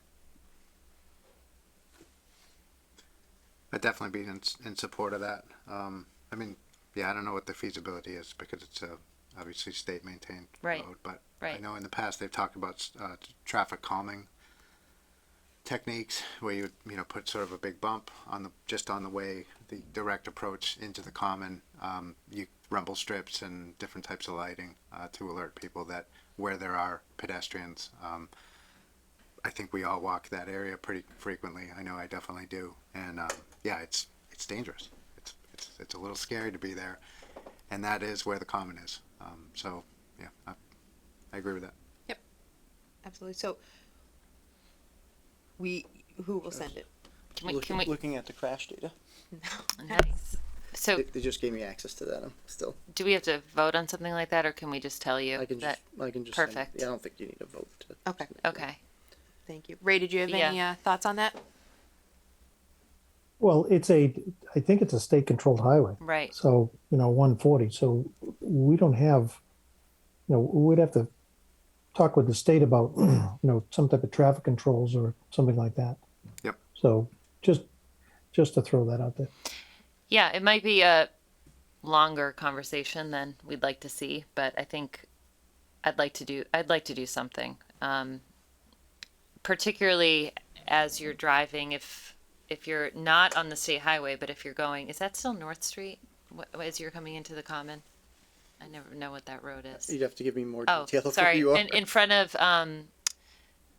front of One Grafton Common. I believe that's Millbury Street right there. Okay. Millbury Street? Okay. So if you're on Millbury Street and you're sitting to go across the common, like in front of the Grafton Country Store, there's a crosswalk right there. Yep. And so if you're sitting there and you're watching traffic to your left, traffic to your right, also pedestrian crossing, people turning in different directions, it's a lot happening. And all it takes is someone coming out of the country store, they're behind an SUV, they could have a stroller or something in front of them, and it's an accident waiting to happen. So Someone figured out Kelly Square, so somebody exactly, should figure this out. someone should figure out Grafton Common. So I just want to start the conversation again. Thanks. All right. And thanks for Liz for writing us this correspondence. Agreed. All right, so we'll move on to discussion, select board approach to LIP 40B projects while in safe harbor. I believe Matt prepared a couple of slides to go over and review with us. Yeah, can you bring those up, William? Yep. Thanks. Keeping you busy, William. It's feverishly clicking. Click, click, click, click. Great. Can be all over the microphone. Yep. So I asked to put this on the agenda to give the select board an opportunity to discuss essentially the fact that I'd like for us to recognize the fact that we're in safe harbor now. And I just wanted to kind of talk through the implications of us being in safe harbor. And we have two companies that have been in discussions for different LIP developments with us. things have changed because we're in safe harbor. So what I didn't want to happen is for these lip discussions with the developers to continue without any discussion amongst the select board on how we recognize this change that we're now in safe harbor and work with the various stakeholders in the process. And also I'm very motivated to try to continue supporting affordable housing. So go to the next slide. So I just put together 4 or 5 slides. Just a quick description of what is 40B, mostly for some contextual information for people that might be watching.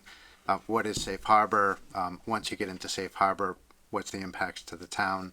How do we continue supporting affordable housing? What are our opportunities for staying in safe harbor, and kind of proposing some next steps for the board to take action on. So I can go to the next slide. So 40B was enacted in 1969. Essentially, what it does is it's the state recognizing the affordable housing crisis that was happening at the time, and which is still happening. Had a lot of municipalities at that point that were creating different versions of local zoning, which just pushed out any kind of new development. And the state said this, essentially they created this chapter law to recognize the fact that that was happening, and to give developers the right to have a process to work within municipalities to develop affordable housing to support that goal. So that's essentially why it was created.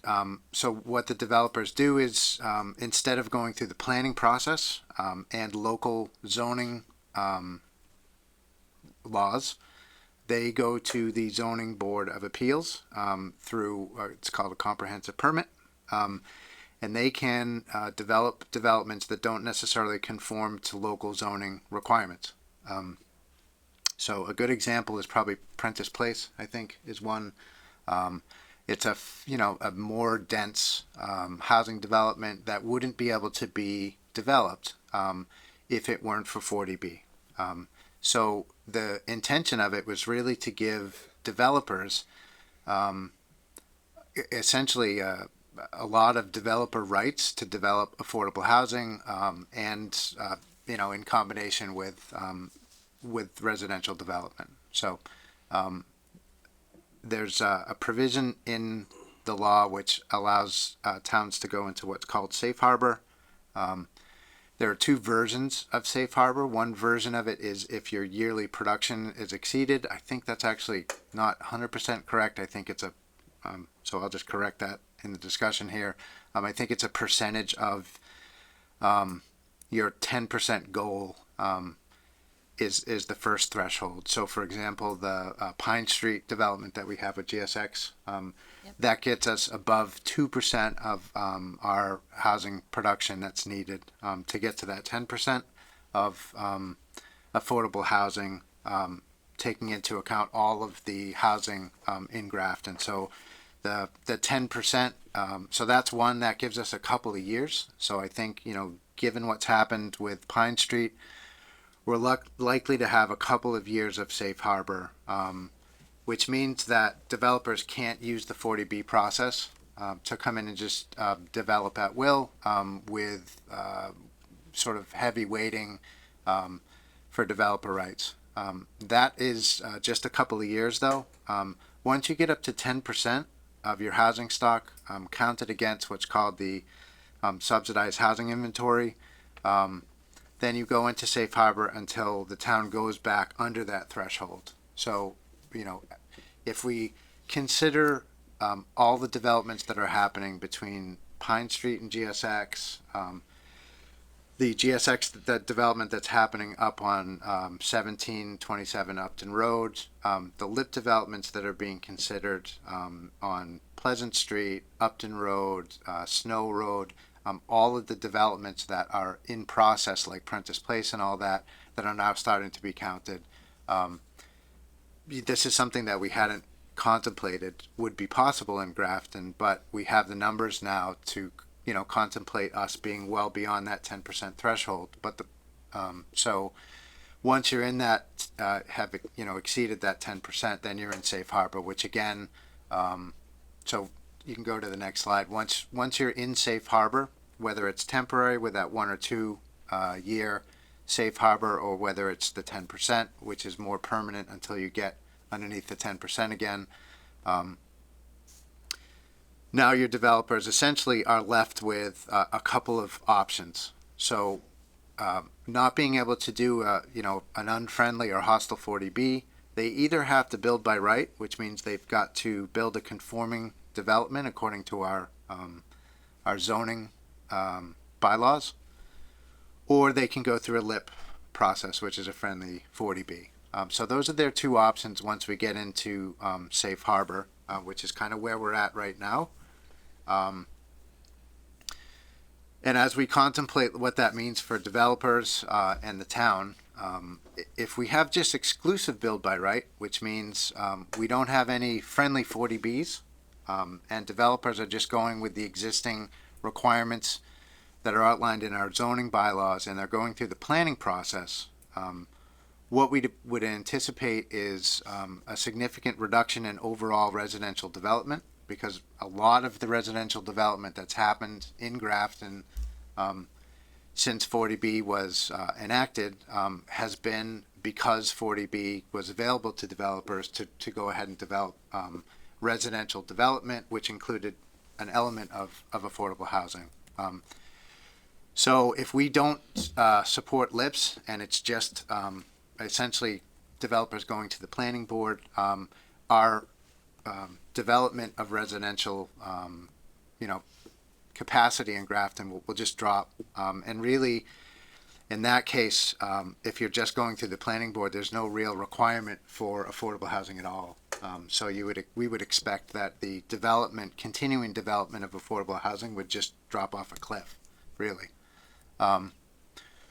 We do have the option to support LIP applications. So, even though we're in safe harbor, we can say Pleasant Street or Upton Road or any of the developments that we think are good developments where we have a good partner. They're in the right part of town. The developments look like good developments that we want to support. We can go ahead and support those. We don't have to, though.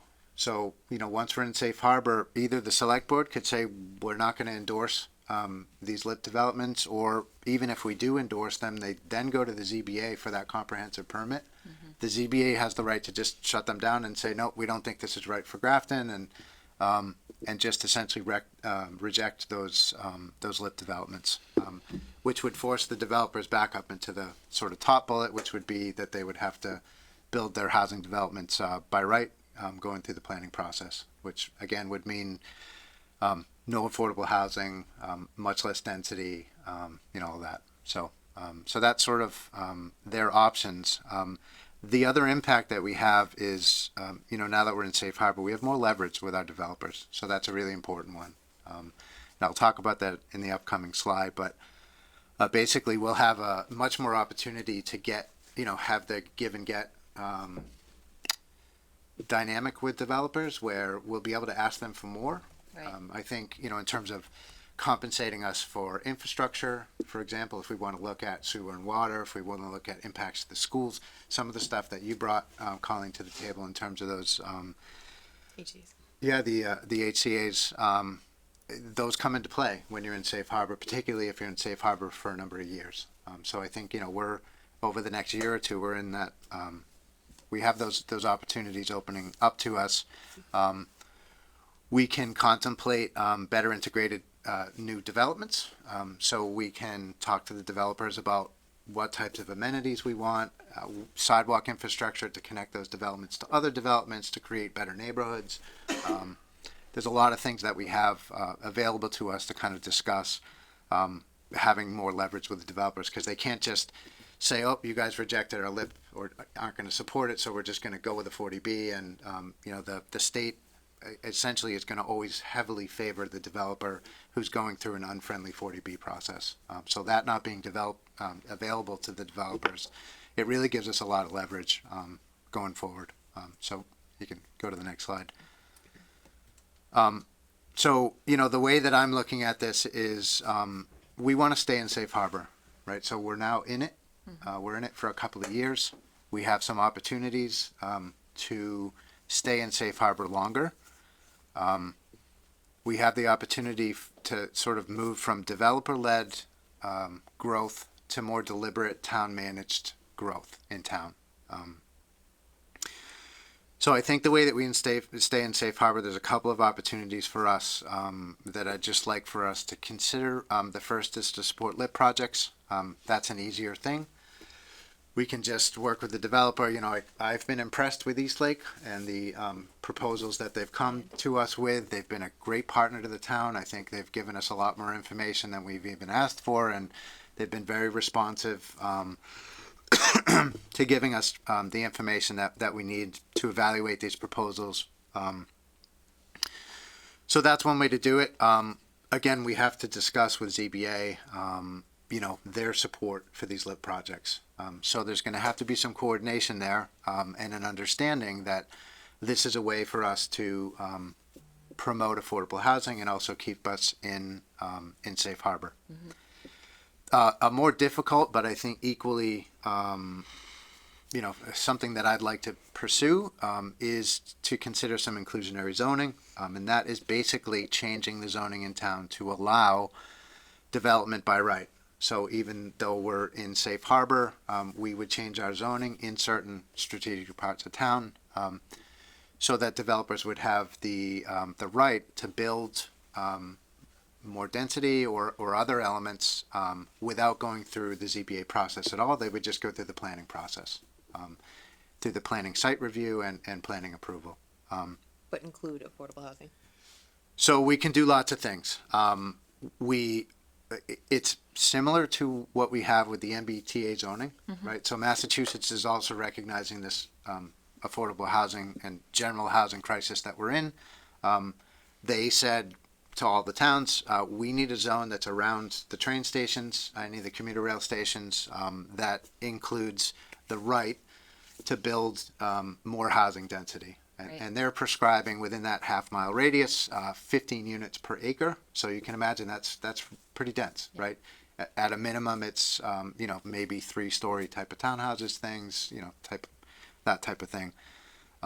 So it's similar to that. I don't know why they didn't include an affordable housing component to that. That drives me crazy. But that MBTA zone doesn't have to have any affordable housing at all.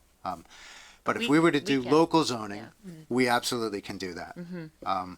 So I just listed some of the things that I think, you know, the zoning would have to be changed at town meeting. So it's something that we would coordinate with the planning board to do some analysis and to bring articles to town meeting to change our zoning.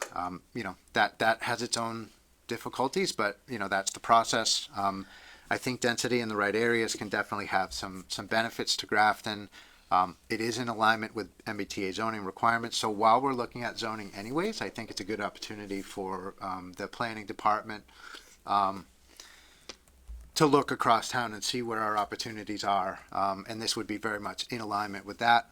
We have the opportunity potentially to minimize impact on our infrastructure. So we can examine the parts of town that have, you know, sewer and water that are already run, that have that type of capacity where we're not going to have to spend a lot of money necessarily or beef up our town infrastructure. I'm mostly thinking about physical infrastructure by allowing by right density in those areas, which would help, you know, obviously continue to support affordable housing and also keep us in safe harbor. But at the same time, it would be a much more deliberate approach to creating density and whatnot.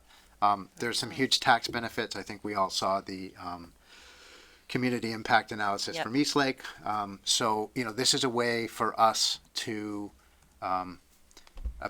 essentially contemplate a situation where if we have more density in certain parts of town that we're allowing deliberately, that we can subsidize the parts of town that are less dense with housing to keep our taxes down and also to kind of keep the natural resources that are in Grafton for longer and keep them somewhat less developed.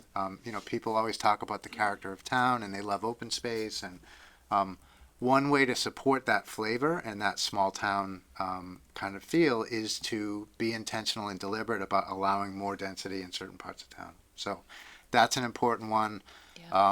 we can require affordable housing, back to your question earlier. We could contemplate lowering our AMI thresholds, and for anybody who doesn't know what that is, it's the area median income. So right now, under 40B, the houses that are being developed under that program are going in, and essentially somebody who makes 80%, a household that makes 80% of the area median income should be able to afford those homes. In Grafton, in our immediate region, the area median income is pretty high. So that 80% threshold isn't really good for a teacher who's starting out working in Grafton, for example. Right. Right. Right. It's not going to be good for potentially a plow truck driver. We could contemplate lowering the AMI threshold and requiring that as a part of our zoning to be able to afford, allow for more diversity in terms of the housing stock, and support lower income families living in Grafton, which I think is a really important goal for us to contemplate.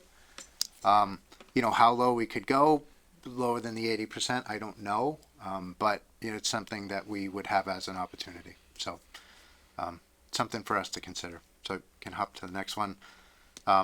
Basically, this is my suggested next steps. I think we should have just a full discussion on an upcoming workshop. We should bring in our key stakeholders, and I may not have listed everybody, but I think we want to talk to planning and development for zoning changes. We want to talk to ZBA for a LIP approval. We definitely want affordable housing in to represent their needs. Water and sewer and schools, I think we should bring in to talk about capacity as we contemplate inclusionary zoning and some of these more dense developments. I have some concerns about, we're talking about a lot of additional housing between what's going on up on Pine Street, Pleasant, Upton. You start to add all of it up. Is sewer and water prepared for this type of capacity? Just generally considering these lips, and aside from being in safe harbor, I'm interested in hearing from some of these stakeholders. So I think it'd be good to just get sort of a purposeful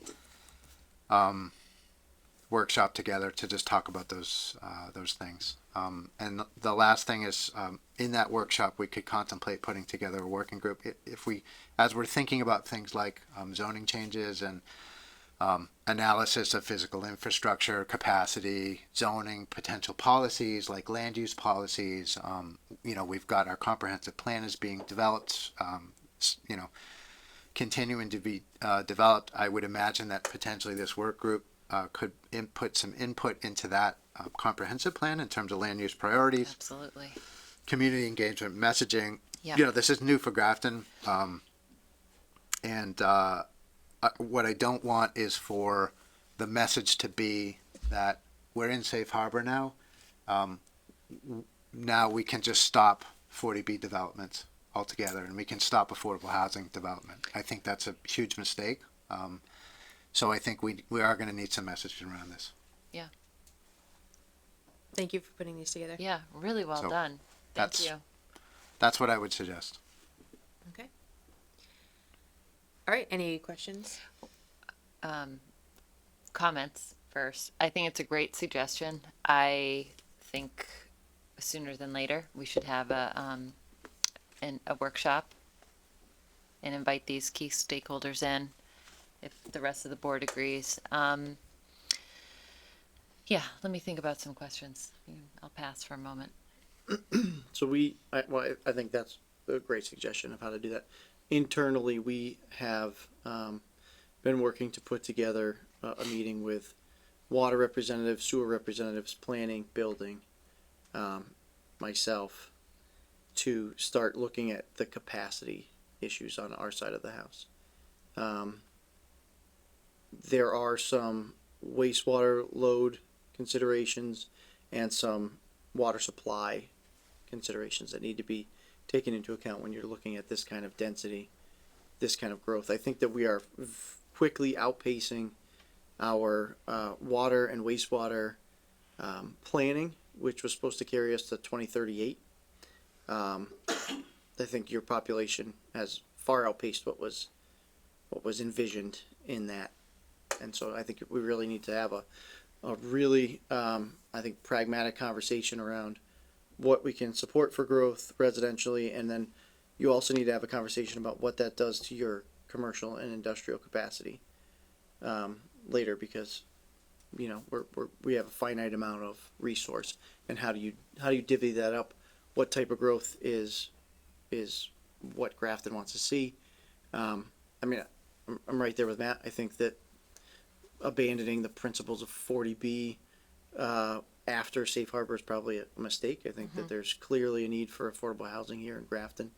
I think it is quickly becoming unaffordable for a lot of people, if it's not already. And I would like to see some work towards that end.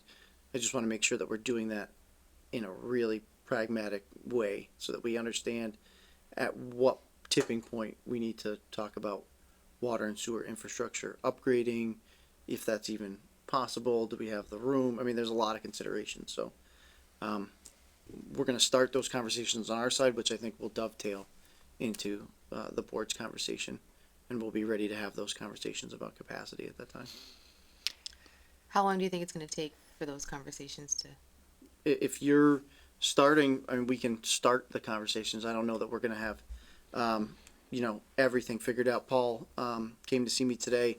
We had a conversation about water and sewer, and he gave me some sheets on the projections, which quite frankly are complicated. Not being a sewer person, like I don't know, what our total capacity is, as far as, because you have your average flow, and then you have to remember when you have stormwater events, now it eats up the rest of your capacity, and at what point do we need to be able to deal with that? I know that we're doing a lot of I&I work, inflow and infiltration work, which then kind of moves the goalpost of capacity a little bit as you go.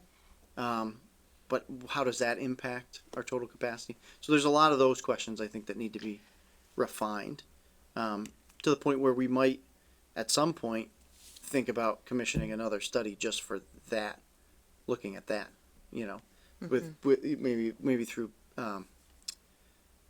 CMRPC or something like that, to give us a little bit of guidance on how to put that together. But we really, this has been a few weeks now of us talking about it kind of separately, and I met with Chris earlier today about putting together, we need both water districts in the room, we need sewer in the room, building, planning, zoning and building go together, to just really start firming up what guidance we're going to be able to offer to the elected folks that are going to try to set this policy.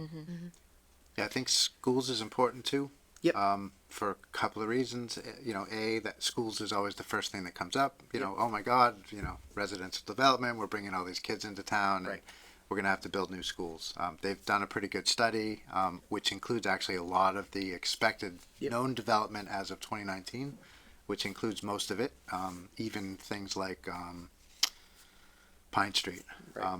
But part of the, I guess, challenge for me is that I don't have a good way of understanding what my level of support should be for things like Pleasant Street, all the new lit developments. I just don't have a good appreciation for that. And if we should be asking for like sewer upgrades from those developers to try to recognize the fact that they're going to be using a certain amount of capacity, and we want there's some funding from them, ideally I'd like to have that information sooner than later to kind of decide what our priority should be in terms of what the ask should be for the developer. So the timing's challenging on this. I would like to see what. Oh, sorry, Darren, go ahead. No, I was just gonna piggyback off of what Matt said. I think, though, correct me if I'm wrong, but whether we're in safe harbor and we're able to go through the lit process, or we wait, you said, I think about 2 years, potentially we could be out of safe harbor if we do nothing, right? That's an estimate. Yep. We would be in the same boat with water and sewer under 40B, right? Or we just potentially, or but so potentially, but when you're in safe harbor and you go through the lift process, I mean, we talked with the folks from Eastland when Clay was here last week. about, you know, the wish list and things like that. So is that an important part of the conversation? Sure, Is okay. that, and I think that from what I'm kind of gleaning from all of you is that the board recognizes the need for affordable housing. It also recognizes the strain that is potentially put on infrastructure, and how do those two things coexist? Yep. Right. Right? And also the need for dense housing Right. in Grafton. Right. Right. So, So, and how do we mesh all that together? So our challenge, and you're right, school capacity is very important. I think we have to get our act together on the water, sewer, you know, other infrastructure on that municipal side of the house, so that we can give you guidance, and we can. I would say we can do this in 2 stages, right? So there's the immediate stage, so that we can respond to the Eastlands of the world Yep. that are in front of us right now in a responsible and you know, timely manner. And then what does this look like, you know, 5, 10, 15, 20 years down the road? What are we talking about that needs to get set in motion now? What's the hard and fast limit that we should be pointing to? And so I think you can do it in 2 different ways, so that we're not jamming up things that are here right now with people that are, you know, as you said, Matt, doing really nice work, and cooperating and building that relationship, cultivating that relationship.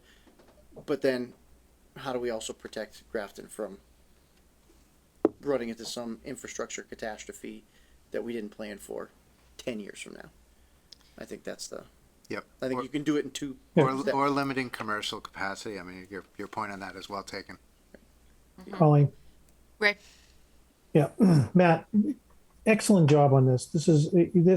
And I'm sure a lot of people who are, you know, watching from home or will watch this in the future that didn't have an understanding of affordable housing or the LIP process or 40B or programs like that.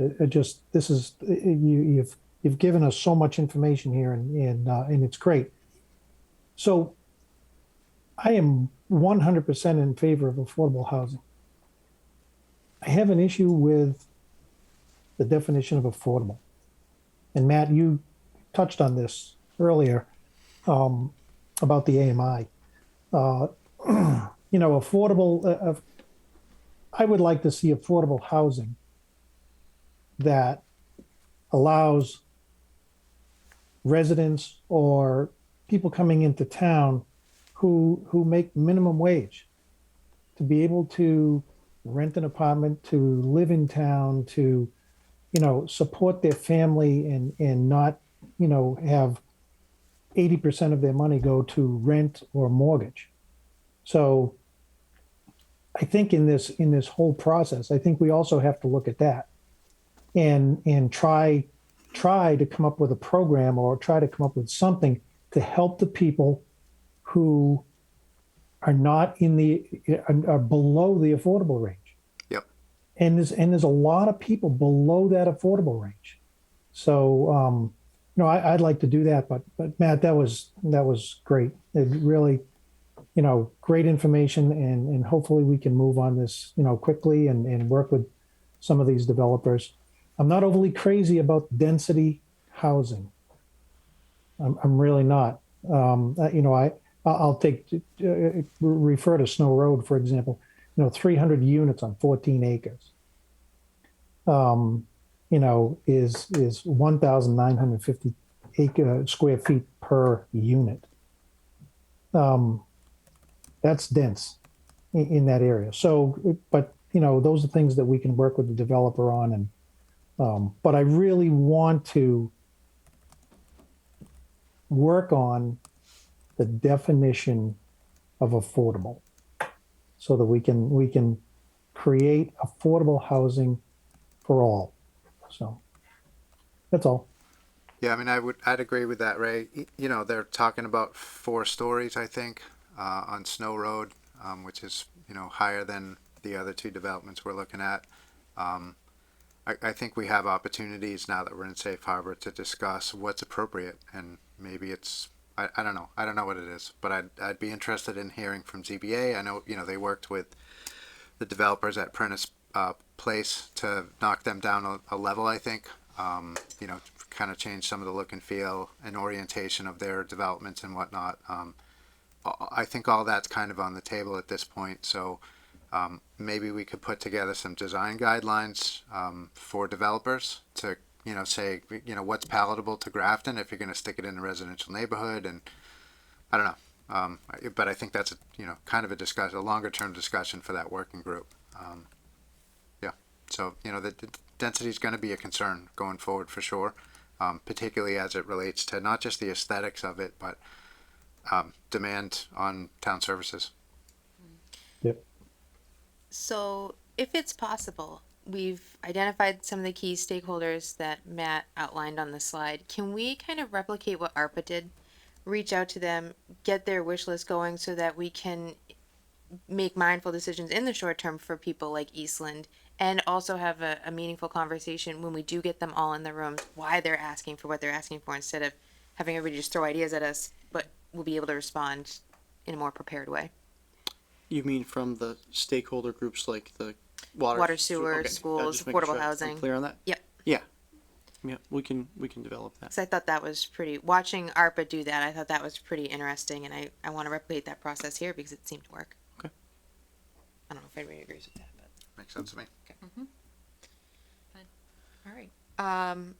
I guess a time frame on this, because I know some of these answers we're not going to get quickly, but we can't delay these conversations either. So what are you envisioning for a time frame, or? I guess what I was thinking is that we would try to get in a upcoming workshop, try to get the information that we need to process the LIP applications and work with the developers that are currently before us. And then in that meeting also just talk about, do we want to create a working group? Do we want to just relegate this to staff and say, go do capacity analysis and have Chris take on, the inclusionary zoning, or do we want some board and committee participation in that process? So that's what I was thinking. Maybe over the next month or so, we definitely need to have that initial workshop to get all the input, and that's where I would envision potentially a lot of water, sewer, schools, all that kind of stuff. We'd need enough time to compile that information from them to feed into that meeting. Yep. So we get a lot of stuff coming up in the next couple of weeks too. We have town meeting, we have an election, we have, and I just don't know. I don't know when our next workshop even is. I don't have the schedule in front of us right now, but I agree. I think we should get it on it quickly. I might even suggest as much as having 2 meetings in a week so that we can knock it out if we can't get it done in a regularly scheduled meeting. You can just say yes to that because, Sure. Yeah. Yeah, So Doreen will vote for that. Yeah, she's, Totally. yep. maybe the June workshop. Okay, I just don't want to leave Eastland hanging out there either too long, but we I gotta think do what we gotta you're do. gonna have a May workshop. I would Okay. target that. All right, Okay. perfect. We can Second week in May? yeah, we can have, I'm just stuff- trying to be conscious of staff time with, Right. with town Yeah. I'm meeting in coming something up. like Absolutely. 3 days. I'm sure it'll be fine. He's saying yes now. He's gonna regret that. No, I think I want to be cognizant of the proposals that we have in front of us right Yep. now. Yeah. I think that we've all started to have these discussions at the staff level a little bit disjointedly, just as we're meeting about all different other things. So I think we can put together some of, again, this is the step 1 of our thought process. This is the short-term discussion. This is the long-term discussion. And I think we can probably bullet that out for you pretty quickly to be able to take into account. Is it going to give you the finite end-all be-all number? Probably not. But it's going to give you, I think, a reasonable idea of where your mind needs to be as you're making these decisions. So maybe bring that back for the May 2nd or 3rd, just to I would pick regroup where we are before we have our stakeholder meeting, I would just do whatever date the workshop is going to be. and just go from there. So it's that Okay. third meeting. Yeah. All right. Yeah. Okay. I just I would just do that, and that gives us a finite deadline. Sewer, zoning, building, planning, easy to pull together for me. Okay. Water, we haven't had those discussions with yet. I think they're really reasonable people. I don't foresee that being an issue, but I think that's us meeting for a couple hours and putting some stuff down. All right, any other questions or comments? Okay. Thanks again, Matt. And now we're gonna move on to betterment loans, resources for homeowners and Title V failure. So this got on there because I was at a convention where septic system installers were getting their continuing education units because I just found myself at one. And As one does. it was a Wednesday, so I had to fill my day. And I overheard some municipalities offer betterment loans to help homeowners in Title V failure. And I thought that was a great idea. So I did some research and I found out Grafton actually used to offer these, but we no longer do. And then the next day, I was at the senior center with Matt and Evan, and we were talking about all these levers we pulled to help people. And I just think this is another lever we should be pulling and offering. Before I went too far down the rabbit hole, though, I just wanted to check in with you guys, and then I can, bring this back with more information. But I didn't want to do too much work without you guys saying you want me to do too much work. I think it's great. Okay. Doreen's on board. I'm on board. 110%. You do it, buddy. Let's start in June. Yeah. So maybe just for people who are watching, if you want to go into just a little detail. Yeah. Okay, yeah. So if this is going to be only for homeowners that have septic systems, obviously. Right. And if you want to replace a septic system, it can be extremely costly. It can be $30,000-$50,000, and nobody has that really on hand, or at least I know I don't have that on hand.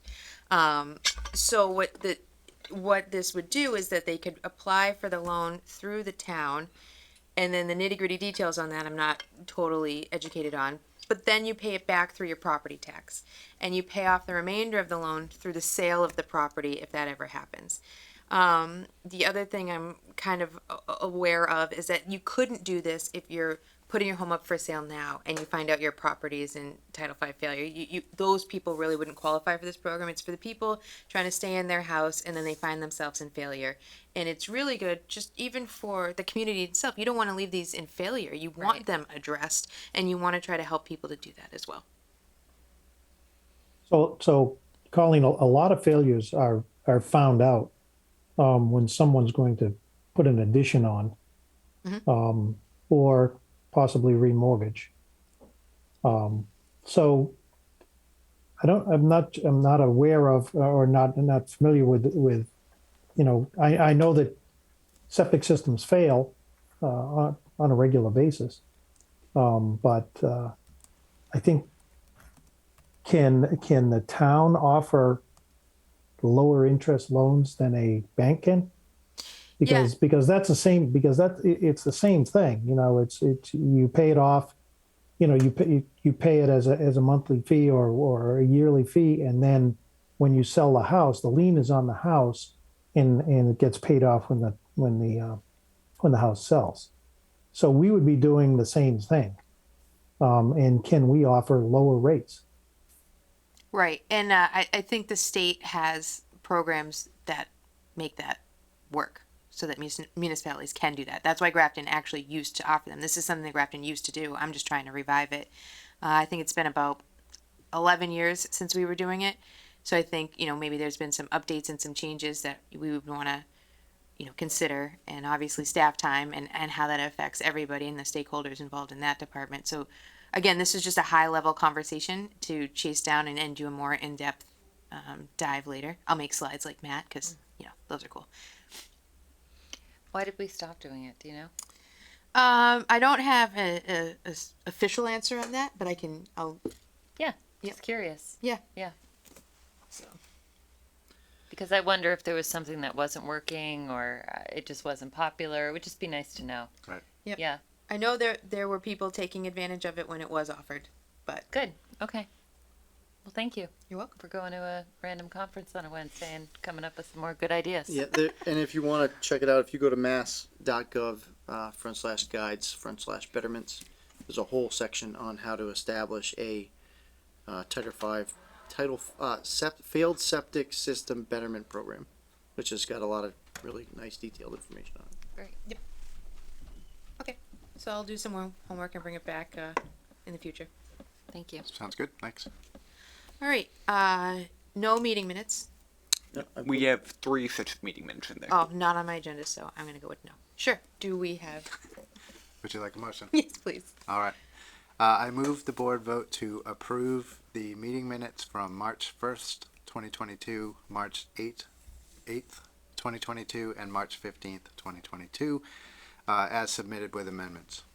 Second. Motion made and seconded. Any discussion? All those in favor, Ray? Mead eye. Often aye. Roy, aye. DeFazio, aye. Okay, declare the motion carried. All right, so that's all set for tonight. We do have 2 reasons to go into executive session, so I'm gonna read 2 motions. I move to go into executive session to conduct strategy sessions in preparation for negotiations with non-union personnel and to reconvene in open session only to adjourn the public meeting. Do I have a motion to that effect? So moved. Second. Okay, motion made and seconded. Ray, Mead eye. Often aye. Roy, aye. DeFazio, aye. Awesome.